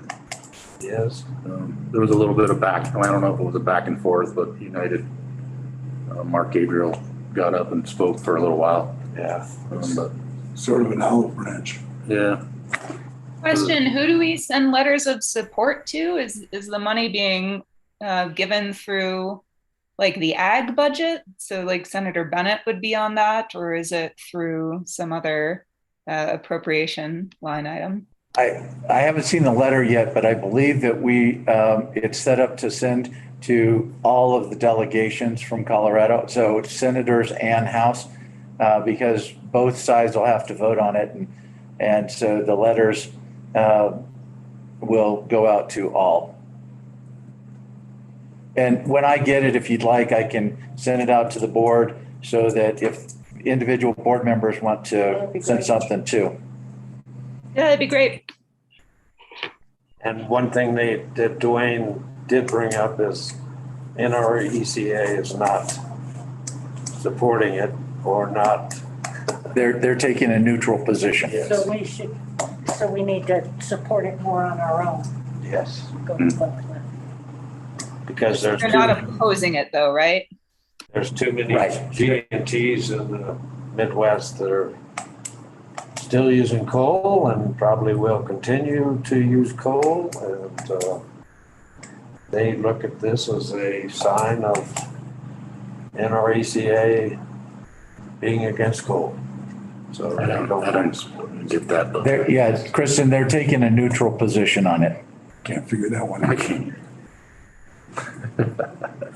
That it, Carl? I think so. Okay, thank you. Liz, you got anything? Yeah, the Green Power met on Tuesday. I think that the things are going okay. We have a new board member. We had Steve Meyer announced that he's come to the end of his 3-year term, and after November is going to be his last year. Oh, okay. So and he's been giving thought to folks in your area, but if you have any thoughts on him. He was a good. He's been a great board member, and we're very grateful for his service. There's Green Power, 2 of the committee members are very interested in trying to grow both the number of people contributing and the amount of contributions to Green Power. And so they want to talk to Rob about that a bit and see how it can fit into Mountain Parks' strategies, communication strategies. So that's ongoing. Okay, thank you. Mr. Volt, did you have anything? Kristen? No, thanks. No, thanks. Justin? Nothing? I don't have too much from CRA. We didn't have a meeting. Mark did say, and I think you guys saw Jeff Hires retire in November. And Gloria Smeaton also put in her retirement as well. So I think she's leaving about that same time. So, and Ken is looking at maybe doing a little restructuring in the legislative department, which I think is a good idea. There might be some costs associated with that, so I don't know where that'll go. But other than that, raise our dues. Yeah. Jeff, I did have a question. How did we make out that last set of storms last week with our infrastructure up 125? Did we get hurt at all? Poles or anything in the when it kind of ripped here last week? I'll let Don answer that.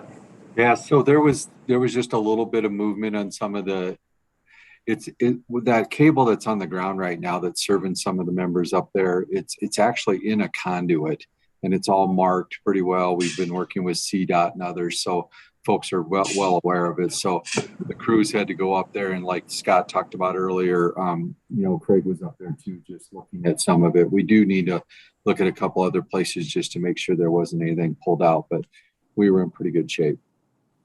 How about any poles like Poudre Valley? Would they do when that one ripped here a few weeks ago? Would they lost 160 poles? Do we have any pole damage on any place? No, we did not. Good. Well, and part of that, I think, is because there aren't that many poles in that area right now. That's why the cable's laying on the ground. But I was curious, like around the Grand Lake area and whatnot down in town, whether or not we were going to have anything. I hadn't seen anything other than in the park where it's coming off of Green Mountain. I mean, Right. I'm sure it is. And we've had crews patrolling that and looking at those potential areas, and we're in actually pretty good shape, knock on wood, right now. So good. Thanks. Okay. Anybody got anything else? How about old business? Any old business? Any new business? Oh, I'm going to go real quick. Okay. One thing that is tangential to green power, but was a discussion because Barbara's on the transportation committee, is once again thinking about a EV charger in Walden. We've had times when I-70's closed. The backup route through I-40, through US 40 was closed the other day because of an accident. People are using roads and depending on roads that they don't usually use. And so having another, like even during the drive event here, they had to get the cars back to the Front Range, so they came by Come and Go to charge up.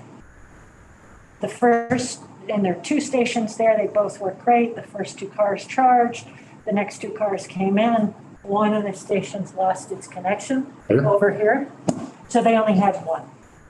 And I would say, well, you still have enough to make it Fraser. You can use that station if that one's, But just having some redundancy and having coverage throughout our territory would be good. So I'm just planting that seed, whether it's in 2022. I don't see, and Carl may disagree. I mean, if we wait for a private entity up there to do it, it could be a long time. Just to recap though, that it just couldn't get interest on Main Street, is that? No. Okay, yeah. No, couldn't get interest from the town, couldn't get interest on Main Street. Has Tesla looked at though? I mean, I'm guessing Tesla's probably looking at that now. Yeah, the Tesla site in Kremling, and it could be because of some of the road redirections, but it's getting better use than what I think they thought that it would and what we thought that it would. I mean, it's obviously not used 100% of the time, but there seems to be charging every day on it, so. Okay. Are there any level 2s up there, at least? No, not that I'm aware of in Walden. What's that? A level 2 charger in Walden. Gas stations are busy though. Gas stations are sure busy, so. Oh, yeah. Sure. Tremendous. Should we consider doing like a level 2 up there? If only for planning future for our vehicle use? Well, we actually looked at that initially, but then the state came in and wanted us to try and look at a level 3, and we got approved for the grant, but we couldn't find anybody to partner with us for a location. So we would have to put it at the in our parking lot, basically. And so we kind of put it on hold. And Carl did some work with some in the community to see if he could find somebody that would step up, but we're not seeing that. And as Liz said, the city and the county are not necessarily supportive of it. And when I say supportive, that they are willing to put any money into it. And so I think that, if we're going to do a level 3 up there, it's probably going to go in our parking lot, and we'll have to put the money up for it that we had talked about before. So basically, we'll get the state money, and then the rest of it's on us. Well, unless it's a grant or whatnot. by the interest in my community towards doing this, there isn't any. Right. So if we put Mountain Parks membership money towards doing that up there, I don't think it's gonna go over. Well, I guess, one question is, what do the economics really look like? White River is getting quite a bit of use on their station. And it'd be really interesting to see what it is now. So it's not just all money out, you're getting some money in from use. Or Gunnison's, because If there's somebody who uses it, yes. Well, I'm just saying, I don't know for sure the Walden route, Carl, but I know like I would never have guessed, you need to put an EV charger in White River Electric's headquarters. That's not a super well-traveled road.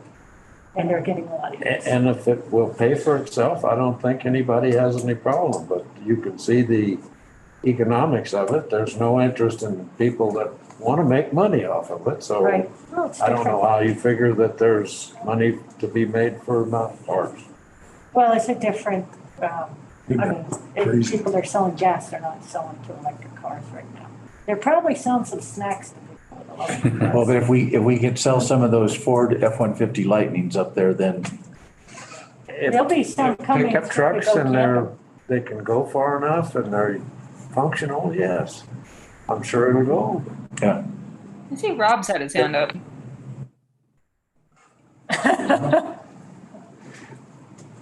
All right.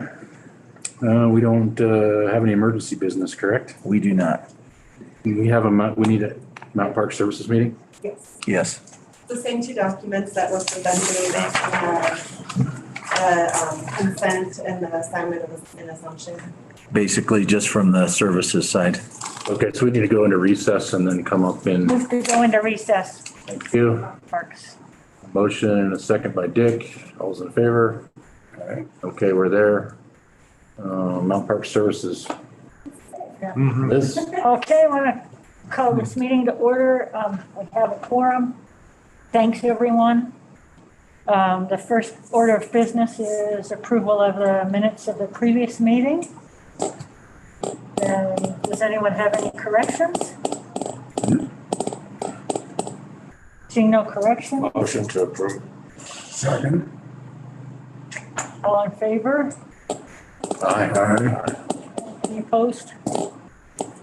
Okay, discussion action items. I think we're gonna can we take them together, Bryson, or do we need to do? Okay, so we're gonna take them together. The assignment and assumption of the lease agreement and the consent to the assignment of lease. Does anyone have questions? Real quick question. Who are the officers? Now, obviously, you're the president. It's in the minutes. It's, I'm vice president, and then I think we kept Kristen as both, Right. so she can still sign for both entities. Gotcha. Okay. Make clear as part of your motion that Dick has the authority to sign this document. Okay. Yeah, that's right. Make a motion to accept the resolutions with the understanding that Dick signs his name for the last time. Hopefully not, just this document. Okay, so to clarify, the motion is that to approve the consent to assignment of lease, assignment and assumption of lease, and to have Dick Zeev sign as president of Mountain Park. Authorize Dick to sign on behalf. Authorize Yeah. Dick Zeev to sign on behalf of Mountain Park Service. Yeah. President. As president. Cost for that one. Not as president. Not as president, just authorize. Past president. Yeah. Yep. Authorize him to sign. Yep. Get a second? Yes. Okay. All in favor, sorry. Aye. Opposed? Is there any unfinished business? Emergency business? New business? Does anyone want to adjourn? Move to adjourn. Thank you. And as an incentive, lunch is after this, so. Wait. All those in favor of, do I have a second to adjourn? Do I need a second? Okay. We're adjourned. I don't even get her motion. I just. Yeah. Okay, we're adjourned. Okay, we're back at Mount Park. So what I think we should do is we've done in the past is move into executive session, just kind of logistics, so we can, that'll finish out our day and we'll be off of the Zoom. And so the executive session would be to discuss the employee engagement survey results, discuss large member revenue, the Winter Park land transaction, and solar. And alternate power. Oh, and alternate power, yes. Yep, that's And them all in the call to order. And the housing committee report. And the housing committee recommendations. So hold on, we've got 1, 2, 3, 4, 5, Six. 6. 6. I'll add that when she wants to call to order, so we have it. So. You have them all, Michelle? Yep. Okay, that was a motion, right? Somebody needs to make it because I You were just can't. going through the list. Go into executive session to discuss 6 topics. the 6 topics: employee engagement survey, discussion of large member revenue, Vasquez property, community solar, alternate power source, and the housing committee recommendations. Nailed it. Nice. Second. Got a second by Justin. All those in favor? Aye. Anybody opposed?